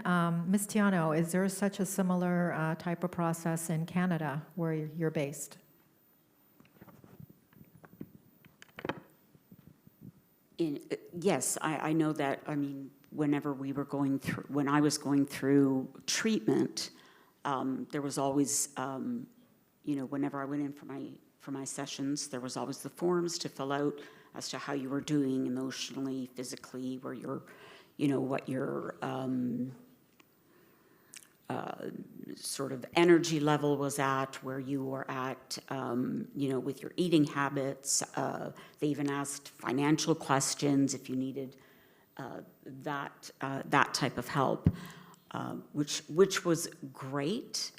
The only thing I found was I didn't really feel that it was followed up upon. And so that would be that continues to be one of the things that in our organization, as I'm sure in your organization, we try to focus on. And again, long-term follow-up. These patients aren't just patients for like 2 years or 3 years or 5 years. But definitely, yes, there is a process during treatment. Yeah, so just to comment on that. So in Canada currently, we do collect something called the ESAS score, so Edmonton Symptom Assessment Score. So all of our patients that come into the oncology clinic, they do receive these scores, and these are upheld by the Canadian CCO, so Cancer Cure Ontario. So currently we are doing quality of life evaluations because people recognize how important these are. And actually my gut feeling is currently partnering with Dr. Coburn's group in Sunnybrook to look at financial toxicity and other quality of life indicators. So definitely a lot more to come from Canada. Dr. Norero from Chile. Yes, very nice lectures. I have a question, maybe. I think it's for Teresa. I wanted to ask about your experience with your advocacy group about impacting clinical guidelines or the policymakers, maybe the Ministry of Health or your institutions, especially thinking about higher costs, evaluation or treatments. I'm thinking like genetic testing or immunotherapy, which is not, supported by some healthcare systems. So, in Canada, our first mission was actually to make people aware about stomach cancer. There was no organization when we were diagnosed, so Katie and I started it together. The way that we impact is what we have done is, in a number of occasions we have been part of, we are the patient advocacy group that provides input to governmental bodies with respect to drugs that could be made available to patients. And that's called CADITH, and I can't even remember the full length of it. So our input, and we do that by going out and, surveying all our community, has actually enabled 4 different drugs to gain accessibility for patients. And so with gastric cancer, there really weren't that many options. We still don't have that many options. They're way better than they used to be. But we're very proud of that work because it has put forward, the fact that now patients have accessibility to drugs that they would never have accessibility to. We also work with researchers and have written white papers with respect to genetic testing. That's very close to my heart. But in general, we partner with many research teams in Canada so that these papers are put forward to be able to then, change, hopefully, the guidelines. And we're also working on 3 big research projects that deal with all that type of work in the next 5 years. Excellent. Thank you. So we're rounding the top of the hour, but I would like to ask Steve Millen from USA about quality of life evaluations that he received and the follow-up that he received after his treatment. Nothing. No, there was nothing. So I'm learning a lot here about what people are getting now, but I didn't get anything. So my life is pretty good right now, though. But I could say that. But no one told me that I'd have to have 5 dilations on my esophagus because of a stricture. They wouldn't tell me that my gallbladder was going to be gangrene and have to have that removed. They didn't tell me I'd have to have intestinal resection 1.5 years ago because of all this. So maybe I'm glad they didn't tell me all that. But my quality of life is phenomenal because I just take what comes to me. And but I don't know. It's been hard, but it's been good. Thank you. Are there any other questions or comments for our speakers and panelists before we close the session? One last comment. Please pay attention to the response of the surgery, the difference between men and women. This is quite different. Please pay attention to that. Thank you. Thank you, everybody, for attending. I hope that you enjoy the rest of your sessions, and thank you.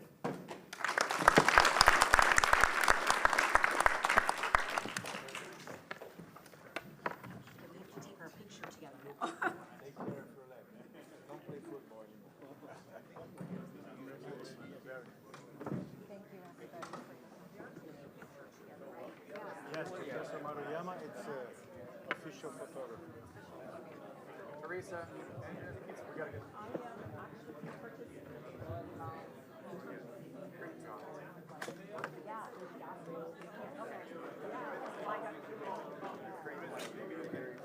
Oh, now you want me to go back up?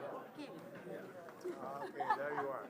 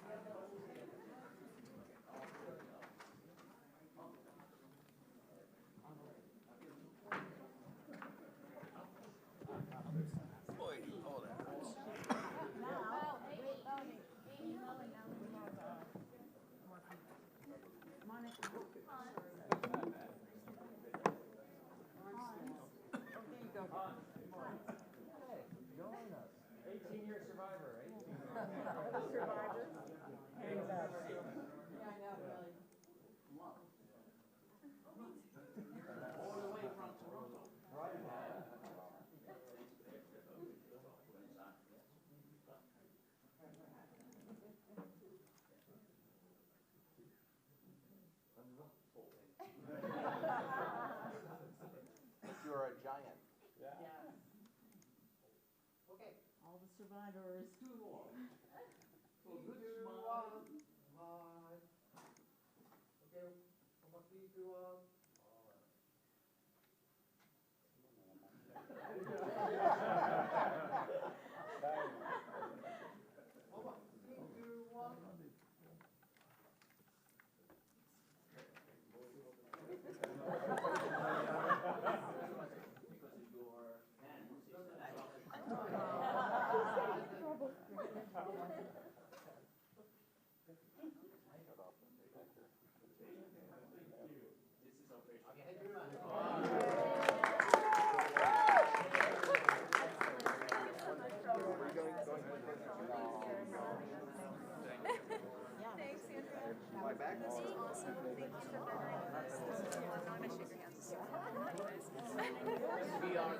Yes, we're gonna join.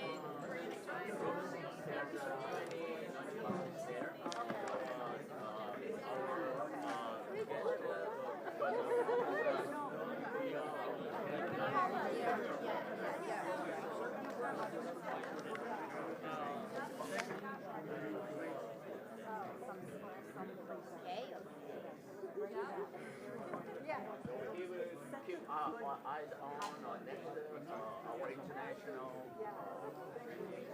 even if it's not under will be like China.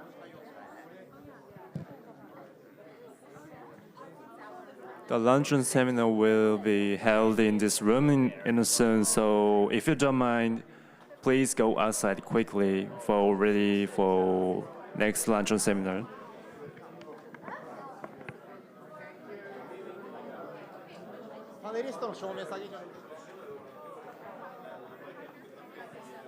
Thank you for your participating in this session.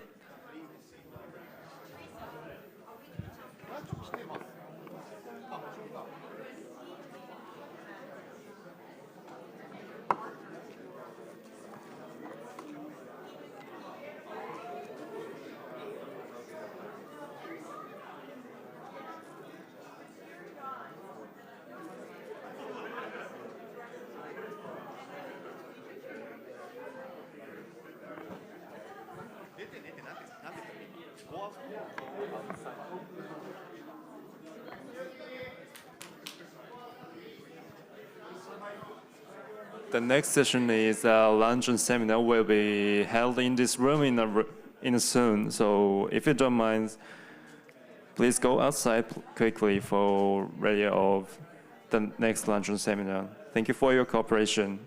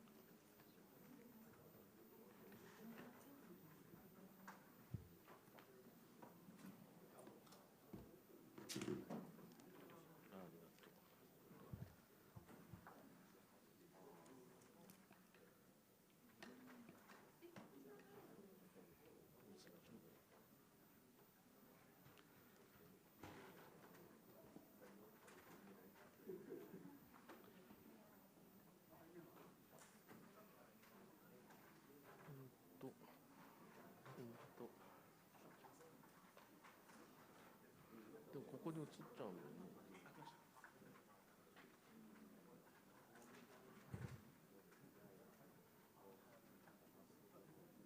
う一回外してあれせざるを得ない。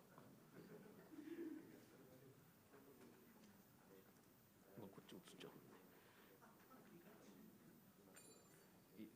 で。でここに出したら映るわけでしょ。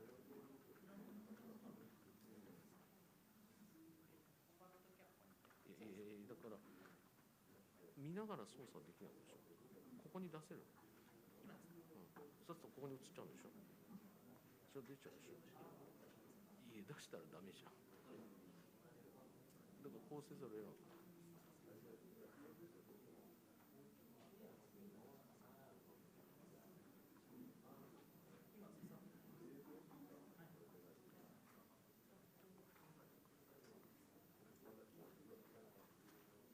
しちゃうと、だからここの裏に行っちゃうから出ない。だから見えないって、だからこうすると、ここで操作ができないし。だから抜かないとダメでしょって言って言われる。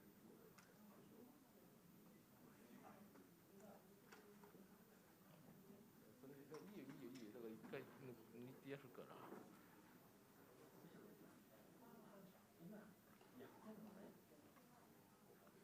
これで大丈夫か。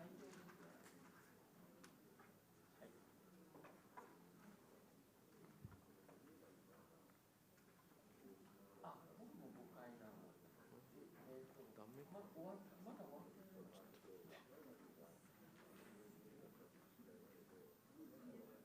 そう。じゃあ僕も今弁当を取って、これはね第4回ですか。これ大丈夫。前の方にいますから、どうぞ。そうそう、患者さんのはい。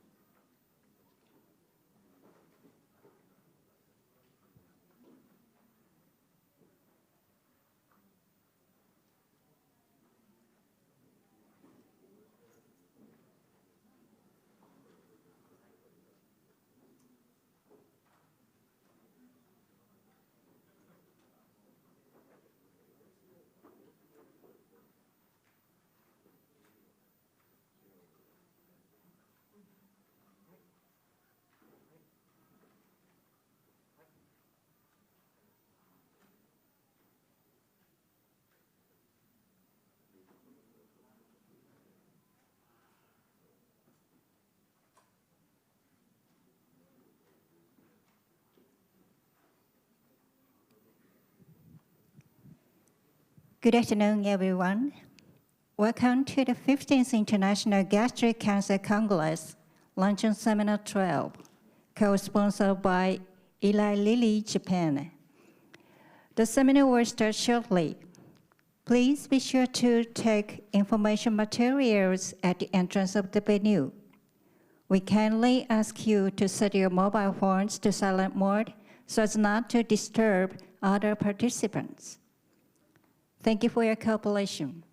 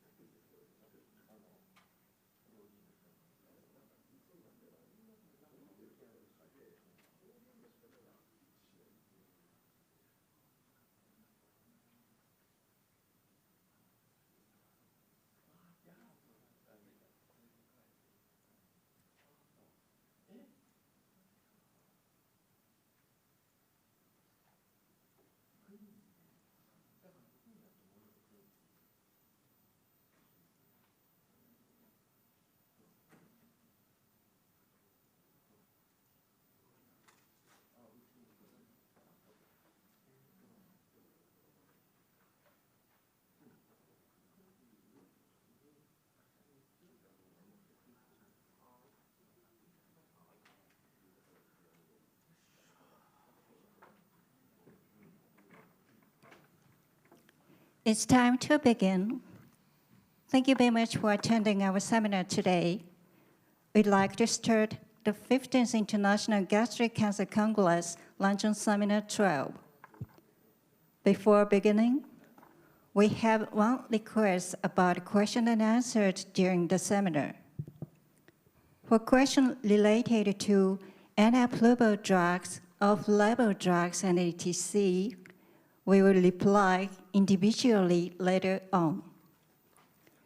So our chair is Dr. Taro Sato, Associate Professor, Center for Cancer Genomics and Personalized Medicine, Osaka University Hospital. So Dr. Sato, please. Thank you for attending this luncheon seminar. My name is Taro Sato, Osaka University Hospital. I'm honored to be a chair of this session, and our distinguished speaker is Dr. Kensei Yamaguchi from Cancer Institute Hospital. As you know, Dr. Yamaguchi is very famous in this field, but let me introduce him very briefly. He's been graduated National Defense Medical College in 1990, and from 1996 to 2014 or 15, he had worked in Saitama Cancer Center for about 20 years, and then he moved to Cancer Institute Hospital in 2015. And currently, he's the Junior Hospital Director and Department Director of Gastroenterological Chemotherapy, also Director of Clinical Research and Medical Innovation Center in Cancer Institute Hospital. So please start your talk, Dr. Yamaguchi. Thank you, Chairman, and my good friend, Dr. Taro. And thank you for Eli Lilly Japan, Congress Chairman, Professor Kitagawa, and the audience. My name is Kensei Yamaguchi, Department Director of Gastrointestinal Chemotherapy in Cancer Hospital of GFCR. And you can see my disclosure here. Before starting my talk, I'd like to give you some question. Which is Professor Sato? And next, I'll give you more difficult question. which is Professor Sato. The annual number of gastric cancer globally reached more than 1 million, ranking fifth among all malignant tumors. Despite an overall decline in incidence rate globally, the secular trend in incidence and mortality rate for gastric cancer vary between countries. The number of new cases will rise by 62% to 1.77 million by 2040. Consequently, almost two-thirds of gastric cancer diagnosed in 2020 were diagnosed in Eastern and Southern Asia. The chart provides 5-year survival rate by stage at diagnosis. Based on the data from the Surveillance Epidemiology and End Result CA program, 5-year survival for distant disease is lower than 5%. This is a comparison of solid tumor median OS for current NCCN preferred treatment versus trial comparator treatment. As you can see in this slide, median OS for preferred treatment in AGC was extremely short. So in order to overcome this current situation, we must focus more on treatment development and move to first-line nivolumab. This is a component of AGC. Key elements are included chemotherapy, HER2-targeted therapy, anti-angiogenic therapy, and immunotherapy. Ipilimumab was evaluated in first-line maintenance treatment. In the study, PFS improvement did not demonstrate with ipilimumab versus chemotherapy, and also in OS. An Attraction 2 trial has been conducted to assess the efficacy and safety of nivolumab in third-line or later AGC. This is the overall survival. Median OS in nivo was 5.26 months and in placebo 4.14 months. Hazard ratio was 0.60. 1-year survival is 27.3% in nivo arm, and 2 years and 3 years survival rate were 10.6%, 5.6% respectively. Median PFS in nivo was 1.61 months and in placebo 1.45 months. Hazard ratio was 0.60. 1-year PFS was 9.3% in nivo arm, and second-year, third-year PFS rate were 3.8% and 2.4% respectively. Kaplan-Meier curve completely overlapped for the first 2 months between nivo arm and placebo arm. It means the biomarker selection should be necessary. Response rate was 11.2% in nivolumab group and 0% in the placebo group. And grade 3 or 4 treatment-related adverse event occurred in 10% who received nivolumab and 4% who received placebo. Most of these adverse events were immune-related AE. Based on this study, nivolumab was approved as a third-line or later treatment for patients with AGC, regardless of CPS score, in September 2019. Move to first-line study. The CheckMate 649 trial, a large randomized phase 3 study of 2,031 patients, were conducted worldwide to analyze the superiority of nivolumab plus chemotherapy over chemotherapy, or nivolumab plus ipilimumab. In nivo plus chemo versus chemo, primary endpoint was OS and PFS of PD-L1 CPS 5 or more.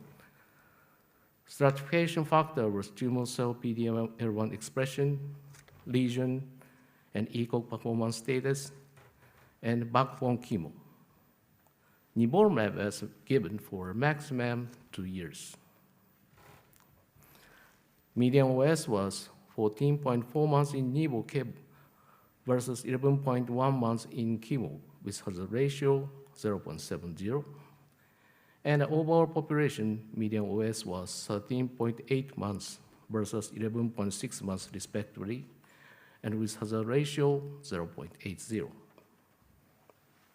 In terms of PFS, Median PFS is in patients with CPS score of 5 or more, 8.1 months versus 6.1 months with hazard ratio 0.70, and the overall population 7.7 months versus 6.9 months with hazard ratio 0.79. Focus on the baseline disease characteristic of CPS score. 60% CPS 5 or more, 22% were CPS 5 to 1, and lower than 1 were 17%. But in your practice, CPS 5 or more was 25%. In Checkmate 649 was 60%, and report from Singapore was 29.1%. I'm wondering about the regional difference in CPS score. In efficacy subgroup, in OS when restricted to higher CPS, hazard ratio becomes smaller in adding nivolumab, but restricted lower CPS, adding nivolumab still remain hazard ratio lower than 1. It means even in CPS lower than 1, it is not the determinant. And in response, to see the unweighted ORR difference of response will still remain around 10%. This is a % change in reduction of tumor burden. Dark pink shows the patient with CPS 5 or more, and light pink shows the patient with CPS lower than 5. The meaning of this figure is tumor shrinkage is not associated with CPS score. And in terms of toxicity, compared with the nivolumab monotherapy, overall incidence of IRLE increased. Accordingly, serious immune-related AE also increased. And onset of immune-related AE became earlier than monotherapy of nivolumab. Baseline mean FACT-GA total score were similar between the nivolumab plus chemotherapy and chemotherapy alone groups for patients with both PD-L1 CPS of 5 or more and for all randomly assigned patients, with an improvement from baseline in FACT-GA total score at all on-treatment assessment. However, this result was less than the minimally important difference of 15.1 points. This is the proportion of CPS 5 or more in each primary site. In gastric cancer, 60%, G-junction cancer, 65%, and esophageal adenocarcinoma, 56%. Efficacy among the primary site, gastric cancer, gastroesophageal junction cancer, and esophageal adenocarcinoma showed similar efficacy trend not in CPS 5 or more and also all randomized patients. And focus on chemotherapy. Effects were also same regardless of primary tumor location. We always have another result of first-line nivolumab, ATTRACTION-4. ATTRACTION-4 is a phase 3 trial conducted in Japan, Korea, and Taiwan. Temperate chemotherapy was SOX or CAPOX. This study revealed the superiority of nivolumab plus chemotherapy over chemotherapy as a first-line treatment and showed a significant increase in PFS with hazard ratio 0.68. However, no significant difference was found for the primary endpoint OS. And in Japanese subgroup, hazard ratio of PFS was 0.83, but in OS, hazard ratio was 1.04. In this trial, however, OS was not met, but ORR was 10% higher with adding nivolumab. And best reduction of tumor was deeper in nivolumab plus chemo. In QOL, EQ5D3L and FACT-GA total score were similar between both treatment groups. The hazard ratio of time to symptom deterioration comparing the nivolumab plus chemotherapy group versus placebo plus chemotherapy group was 0.81 in EQ5D3L total score and 0.86 in FACT-GA total scores.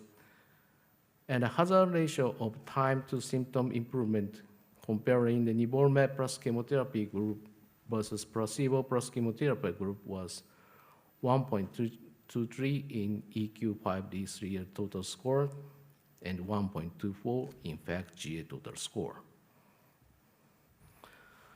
This attraction 4 was double-blind, so this trial is optimal for understanding immune-related toxicity. In placebo arm, 5.3% of grade 3 or 4 immunologic gastrointestinal toxicity was reported, and that of hepatic was 3.4%. It means that it is difficult to determine whether gastrointestinal and hepatic toxicity is immune-related or not. In this situation, Japanese Regulatory Authority, PMDA, and United States FDA approved first-line nivolumab for HER2-negative gastric cancer patient. And Japanese gastric cancer treatment guidelines stated chemotherapy plus nivolumab is recommended for first-line treatment of HER2-negative gastric cancer and gastroesophageal junction cancer in patients with CPS 5 or more. For patients with a CPS of less than 5, or when PD-L1 testing is impossible, after considering the general condition and a possibility to adaptation subsequent line of therapy, the efficacy and increased side effect of combination use of nivolumab should be fully explained. Therefore, consider the combination of nivolumab in first-line therapy. I will all focus on some subgroups. First, regional difference. In US, hazard ratio is in all randomized patients is better and small difference between all randomized and CPS 5 or more. This might be the reason that FDA approved first-line nivolumab in all randomized patients. And patients with low albumin and peritoneal metastasis were low efficacy among all randomized patients, but restricted to CPS 5 or more. First-line nivolumab showed clinical meaningful power.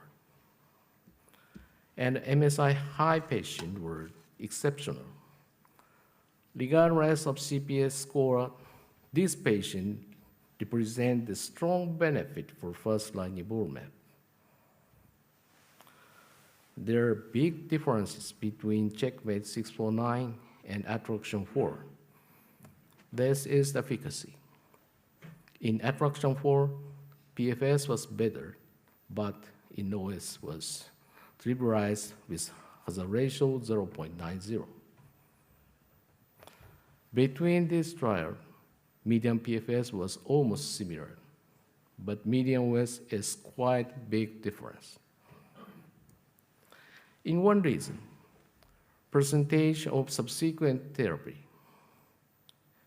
In CheckMate 649, around 30%, but in Attraction 4, more than 60%. Especially subsequent ICI was higher in Japanese cohort in CheckMate 649, 30%, and Attraction 4, 42.1%. To learn from Japanese cohort, power of first-line nivo can be compensated by 40% of third-line nivo. And what is the meaning of first-line nivolumab combination therapy? This is a 3 years follow-up of Attraction 4. First-line PFS difference between nivolumab plus chemo versus placebo plus chemo is expanding over time. And that reflects the tail effect of OS. It might be the strong point of first-line Nivo. In EU and Korea, first-line nivolumab is restricted to CPS 5 or more. And we will discuss about the efficacy of first-line Nivo in CPS lower than 5. Dr. Zhao reported the limited power of first-line nivolumab in CPS 1 to 4, and he concluded that these data suggested the lack of benefit in the addition of ICI to chemotherapy in low PD-L1 expressing advanced gastric or gastroesophageal adenocarcinoma.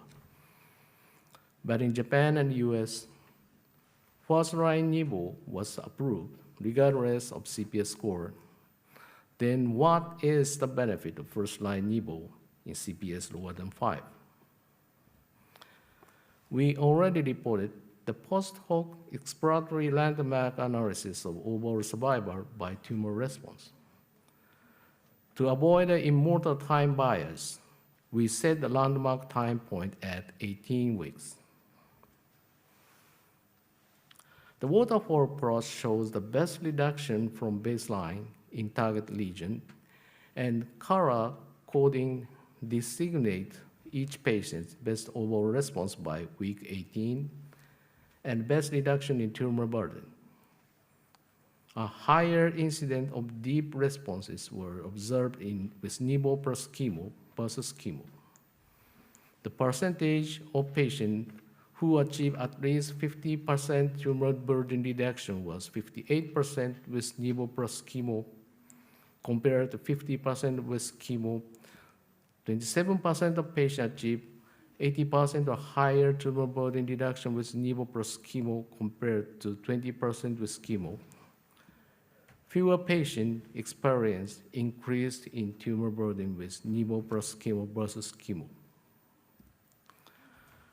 Responder at the 18 weeks landmark has numerically longer median OS versus patients with SD or PD in both arms, with sustained separation of the responder and non-responder curve. A higher magnitude of OS benefit was observed in responder receiving Nivo plus chemo versus chemo. Further analysis showed that increasing depth of response was associated with numerically longer median OS in both arms. Among responders who achieved 80% or more tumor reduction rate had a numerically longest median OS of 38.2 months with Nivo plus chemo, followed by those who achieved 50% to 80% tumor reduction rate. Results in patients with PD-L1 CPS 5 or more were consistent with those in that all randomized population. A higher incidence of deep response was observed with Nivo plus chemo versus chemo. In the PD-L1 CPS 5 or more population, increasing depth of response was also associated with numerically longer median OS in both arms, and responders who achieved 80% or more tumor reduction rate had a numerically longest median OS of 44.8 months with Nivo plus chemo, followed by those who achieved 50% to 80% tumor reduction rate. The overall rate of tumor burden reduction was numerically lower in patients with PD-L1 CPS lower than 5 compared to that in all randomized and PD-L1 CPS 5 or more population. Nevertheless, Nivo plus chemo resulted in higher incidence of this response in this patient versus chemo. In the PD-L1 CPS lower than 5 population, increasing depth of response was also associated with numerically longer median OS in both arms. although these increases were smaller than those observed in the all randomized and PD-L1 CPS5 or more population. And responder who achieved 80% or more tumor reduction rate had a numerically longest median OS. So even in CPS lower than 5, first-line Nivo increased the deeper response and longer survival. And next, move to the HER2-positive gastric cancer. HER2 is an oncogene located on chromosome 17q21, belonging to the EGFR family, encoding a transmembrane glycoprotein. The main signal transduction pathway include RAS, MAP, and PI3-ACT. Signaling through the HER2 family of receptor promotes cell proliferation and inhibit apoptosis, and therefore must be tightly regulated to prevent and control cell growth from occurring. HER2 overexpression has been described in various solid tumors. HER2 is overexpressed and amplified approximately 20% of gastric cancer. This is a quick overview of development of HER2 target therapy. In 1980s, HER2 was discovered as oncogenic driver. And in 1998, trastuzumab for first-line metastatic breast cancer has been approved. It took another 12 years for approval for first-line gastric cancer in trastuzumab. TOGA trial was first trial for HER2-positive advanced gastric cancer to confirm the add-on effect of trastuzumab. And in this trial, median overall survival was 13.8 months to trastuzumab plus chemotherapy, compared with 11.1 months in chemotherapy alone, with hazard ratio 0.74. And median progression-free survival was 6.7 months in the trastuzumab plus chemotherapy, compared with 5.5 months in chemotherapy alone. After TOGA trial, it follows HER2-positive breast cancer. Various drugs have been tested for HER2-positive ADC. But as you've seen in this slide, HER2-positive advanced gastric cancer is a tough target for drug development. First and second line lapatinib failed. First line pertuzumab plus trastuzumab also failed. HER2-targeted ADC, TDM1 also failed. And trastuzumab beyond progressive disease also failed. Why so difficult? There should be three reasons. One is rare druggable mutation, and another heterogeneity in tumor tissue, and rapid change in biology. This is a table of difference in HER2 status between gastric and breast cancer. In breast cancer, complete membranous staining is commonly observed, but in gastric cancer, staining pattern is not only complete staining, but also basolateral or lateral staining. Percentage of heterogeneity is higher in gastric cancer. Let's focus on the meaning of HER2 heterogeneity. This histopathological finding for HER2-positive gastric cancer, majority of cancer cells were diagnosed as HER2-2+, but focally, HER2-3+ foci was observed. In the research, intratumor HER2 heterogeneity may have robust clinical impact on trastuzumab efficacy in patients with HER2-positive gastric cancer. In these two cases were HER2-positive, but left side was with homogeneously HER2 staining, and right side was with heterogeneously HER2 staining. The median PFS was in the homo HER2-positive group was significantly longer than that in the hetero HER2-positive group, 20.0 months versus 6.0 months. The median OS in the HER2-positive group was also significantly longer than that in the hetero-HER2-positive group. And another evaluation using biopsy specimen, HER2-HOMO was defined as all tumor cell and all biopsy specimen stained HER2-IC3+ or 2+, and other HER2-positive was defined as HER2-hetero. Patients with HER2-positive group showed better survival. The median PFS was 10.8 months in the HER2-HOMO group, compared with 6.1 months in the HER2-hetero group. The median OS was 29.3 months in the HER2-HOMO group and compared with 14.4 months in the HER2-hetero group. Also, similar result was reported from National Cancer Center East in Japan, and homogeneous HER2-positive represent the better PFS and OS compared with heterogeneous HER2.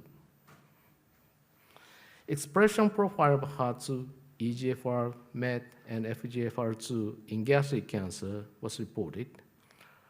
Light pie charts show the positivity of these 4 receptor tyrosine kinase. Left pie charts show the number of positive RTK. 36.9 was all negative, 40.41% was 1 RTK positive, 22.7% was 2 or more RTK positive. This data shows the expression profile of heterogeneity. And this is our sample. Right side is HER2 staining, and left side is EGFR staining. This patient has diagnosed HER2 positive, but in HER2 negative area, EGFR overexpression is observed. As you know, EGFR expression is the resistant mechanism of HER2 target therapy. It means this specimen contains HER2 sensitive cell and HER2 resistant cell. Move to the rapid change in biology. The ACT trial was randomized phase 2 trial comparing weekly paclitaxel versus weekly paclitaxel plus trastuzumab for refractory to trastuzumab plus fluoropyrimidine and platinum. Main clinical question was effectiveness of trastuzumab beyond progression use in HER2-positive AZC. And as you see in OS Kaplan-Meier curve, hazard ratio was 1.23. The trastuzumab beyond progression strategy failed to improve OS. And as biomarker analysis, a total of 18 tumor tissue samples after first-line treatment were available. HER2 positivity was maintained in only 5 of 16 patients, 31%. It means rapid change in biology. And in another trial, re-evaluation of HER2 status in patients with HER2 positive, advanced or recurrent gastric cancer refractory to trastuzumab. Among 33 patients, loss of HER2 was identified in 20 patients, 60.6% with refractory disease. And another important factor for HER2-positive tumor was downstream signal. In a trial, KRAS mutation was observed in 7.8% in HER2-positive AZC. And response of trastuzumab-containing regimen and prognosis of this patient were quite severe. T-DXd is an antibody-drug conjugate comprised of HER2 antibody, a cleavable tetrapeptide-based linker, and topoisomerase 1 inhibitor payload. Functional mechanism, if T-DXd is expected to target the same antigen as trastuzumab, but to have the added benefit to target delivery of cytotoxic payload. The mechanism of action of T-DXd is bystander anti-tumor effect, which occurs when the cytotoxic payload is released in the tumor cell, diffuse across membranes due to the high membrane permeability of the payload, and then enter and kills neighborhood tumor cell. Destiny Gastric is a phase 2 open-label multi-center study of T-DXd in patients with HER2-expressing advanced gastric or GG junction adenocarcinoma who had received 2 or more prior therapy, which included fluoropyrimidine and prasinezumab. Patients in the primary cohort, which were HER2 positive and who progressed on the trastuzumab-containing regimen, were randomized 2-to-1 to receive either T-DXd or physician's choice of irinotecan or paclitaxel. The primary endpoint was ORR by independent central review. This is the primary endpoint of ORR by independent central review. In T-DXd arm was 51.3% of response rate and 14.3% in physician's choice chemotherapy. Median confirmed duration of response was 11.3 months in T-DXd and 3.9 months in physician's choice. As shown in the waterfall plots, most of the patients receiving T-DXd have some degree of reduction in tumor size. And looking at the response over time on the spider plot, the decrease in tumor size was more prolonged for patients in the T-DXd arm compared to chemotherapy arm. Median PFS was greater in the T-DXd arm and 5.6 months versus 3.5 months in the chemotherapy arm. The hazard ratio was 0.47 and 1-year PFS rate was 29.9% with T-DXd and 0% with chemotherapy. This is also demonstrated statistically significant improvement in overall survival with T-DXd. Median OS was 12.5 months with T-DXd versus 8.4 months with chemotherapy. The hazard ratio was 0.59 with an associated p-value of 0.0097. The 1-year OS rate were 52.1% with T-DXd and 28.9% with chemotherapy. 9.6% of patients had T-DXd-related IRD pneumonitis as determined by independent adjudication committee at primary analysis. And at final analysis, 12.8% had T-DXd-related IRD pneumonitis, and most were grade 1 or 2. There were 3 grade 3 or above and no grade 5 event. Median time to first onset of the 16 IRD events was 102.5 days at primary analysis. There was 1 T-DXd-related death from pneumonia as reported in the primary analysis and no AE-related deaths in the PCR.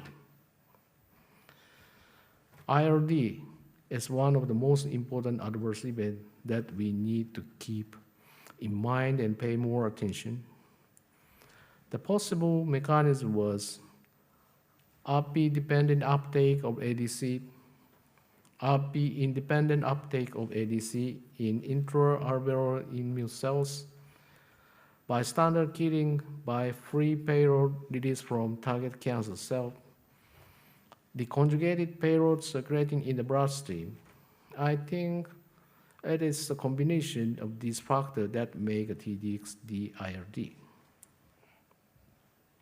In biomarker status, plasma KRAS NRAS mutation, RB2 gain-of-function mutation, and PIK3CA gain-of-function mutation did not affect the efficacy of T-DXd. It may be the reason for high response rate.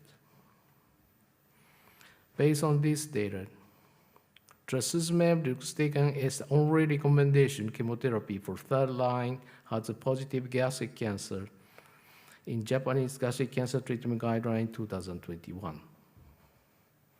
And this is a quick overview of ongoing clinical trial in HER2-positive AZC. And next, move on the new target, Claudin 18.2. Claudin 18.2 is a tight junction protein that is normally expressed exclusively in gastric mucosal cell. Claudin 18.2 expression is retained in most gastric or gastroesophageal junction adenocarcinoma cell, and is the dominant Claudin 18 isoform expressed in both normal and malignant gastric cells. During malignant transformation, cell polarity is lost, and Claudin 18.2 might become exposed on the surface of gastric and gastroesophageal junction adenocarcinoma cell, which might render Claudin 18.2 more accessible to antibodies. Therefore, Claudin 18.2 is a promising emerging therapeutic target. Zolbetuximab is a first-in-class chimeric immunoglobulin IgG1 monoclonal antibody that targets the bind to Claudin 18.2. This binding mediates cell death of Claudin 18.2 positive gastric and gastroesophageal junction adenocarcinoma cell via antibody-dependent cellular cytotoxicity and complement-dependent cytotoxicity. The first trial was conducted to assess efficacy and safety tolerability of zolbetuximab combined with EOX, compared with EOX as first-line treatment for patients with advanced gastric or G-junction or esophageal adenocarcinoma expressing Claudin 18.2. This slide showed the promising activity and safety profile, target population, and recommended dose for phase 3. 2 phase 3 trials were reported. One is Spotlight trial and second is GROW trial. Spotlight is global randomized double-blind placebo-controlled phase 2 trial which investigated the efficacy and safety of first-line zolbetuximab plus prophylaxis versus placebo plus prophylaxis in patients with Claudin 18.2 positive, HER2-negative, locally advanced, unresectable or metastatic gastric or gastroesophageal junction adenocarcinoma. The median PFS was 10.61 months in the zolbetuximab group versus 8.67 months in the placebo group with hazard ratio 0.751. And in OS, 18.23 months in the zolbetuximab group versus 15.54 months in the placebo group with hazard ratio 0.750. In response, 16.7% in zolbetuximab group versus 62.1% in placebo group. However, adding zolbetuximab showed the PFS and OS improvement. No improvement in overall efficacy was observed. And treatment emergent grade 3 or worse adverse event occurred in 87% in zolbetuximab group versus 78% in placebo group. The most common grade 3 or worse adverse events were nausea, vomiting, and decreased appetite. GROW is also global randomized double-blind placebo-controlled phase 3 trial which investigated the efficacy and safety of first-line zolbetuximab plus K-POX versus placebo plus K-POX. The median PFS was 8.21 months in the zolbetuximab group versus 6.80 months in the placebo group with hazard ratio 0.687 and the p-value was 0.0007. And in OS, 14.39 months in zolbetuximab group versus 12.16 months in placebo group with hazard ratio 0.771 and p-value was 0.118. In response, 53.8% in zolbetuximab group versus 48.8% in placebo group. Toxicity profile was similar in the Spotlight trial. And to summarize these 2 trials, zolbetuximab confirmed the progression-free survival benefit and overall survival benefit regardless of ethnicity. But in this curious for me, that no improvement in response rates was observed. And in subgroup, better trend was observed in Asian patient and primary side of stomach. And in GJ tumor, the add-on effect of zolbetuximab seems to be poor. I want to discuss about future perspective, the future practice. Just now, our daily practice looked like this. The first line nivolumab for CPS lower than 5 is still controversial. And after approval of zolbetuximab, we should discuss and decide a treatment strategy for this category of the patient. Especially in patients with CPS 5 or more, there will be the great deal of debate about whether to use nivolumab or zolbetuximab, and also the meaning of MSI testing. And last topic is message from daily practice from Cancer Hospital. Between January 2007 and December 2018, 1,132 consecutive patients with inoperable, advanced, or recurrent gastric carcinoma were administered combination therapy of propimidine and pratinum at the Cancer Institute Hospital. The calendar period was segmented into 3 groups, groups A and B and C, of 4-year intervals between 2007 and 2018 for analysis. And the meaning of this period, A is time for establishment of first-line therapy. B is a time for establishment of second-line therapy. And C is a time for oxaliplatin induction.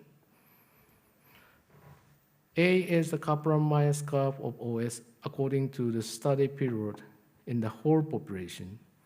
There was no statistically significant difference in OS of whole population between any 2 groups. And next B is Kaplan-Meier curve of OS in the intestinal type patient.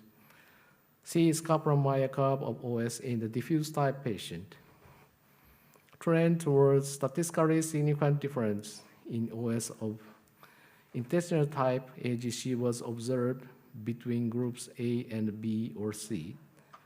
However, Kaplan-Meier curve of OS of diffuse type AGC was almost identical. Focus on the first line, focus on whole population. Patient survival is not improved in these 12 years. It shows the lack of effort and integrity of my division. Is it true?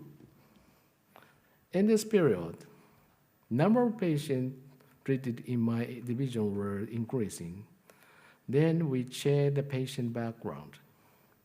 Proportion of age 75 or more is increasing, and proportion of performance status 0 is decreasing.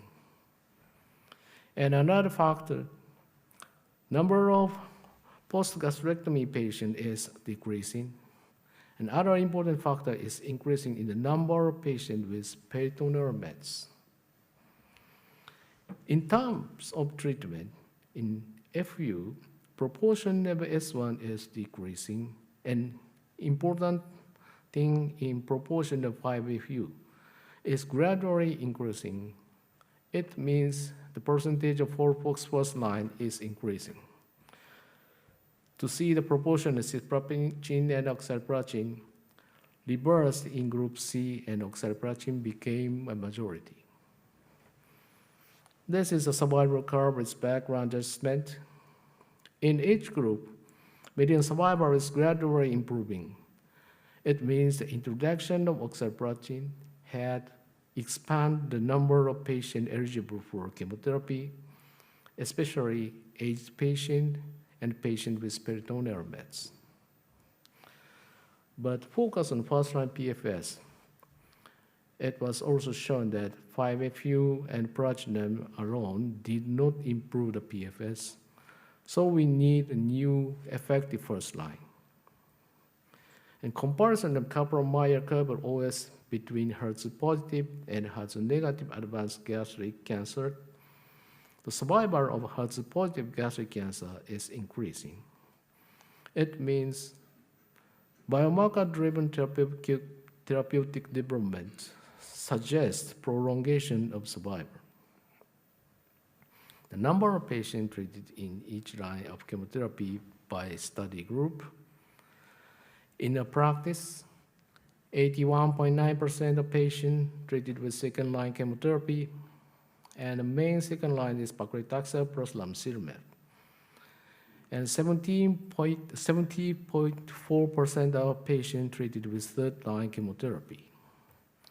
In gastric cancer chemotherapy, continuum of care became more important.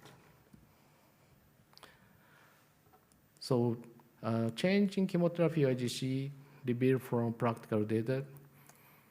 No significant change in first-line PFS in HER2-negative.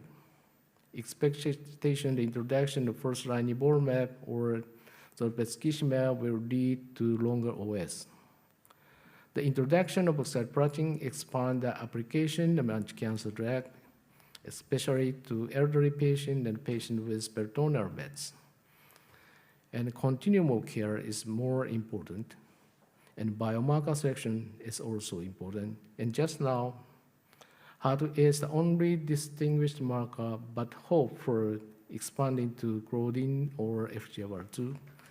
And marker-driven treatment strategy must prolong the survival in AGC. And this is my conclusion. In first-line AGC, nivolumab-containing regimen has become the standard, but CPS lower than 5.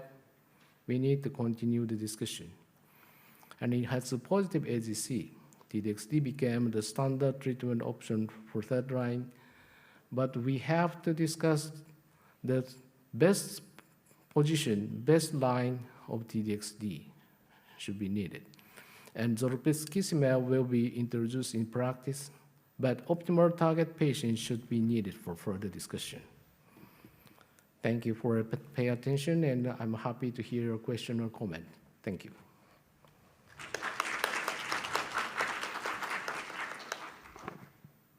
Dr. Yamaguchi, thank you for a nice presentation. Are there any questions? Dr. Kakami? Yes, thank you very much for your comprehensive talk. I have two questions. The number one is a transition rate to the second line chemo. So you presented the 80% or so in your institute, and our data in Japan also indicate the around 80% of transition rate into second line chemo. However, in the attraction study, you presented that the transition rate to the second line chemo is around 60%. Yeah. And although there's no statistical difference, but seems like Nivo arms show relatively lower transition rate compared to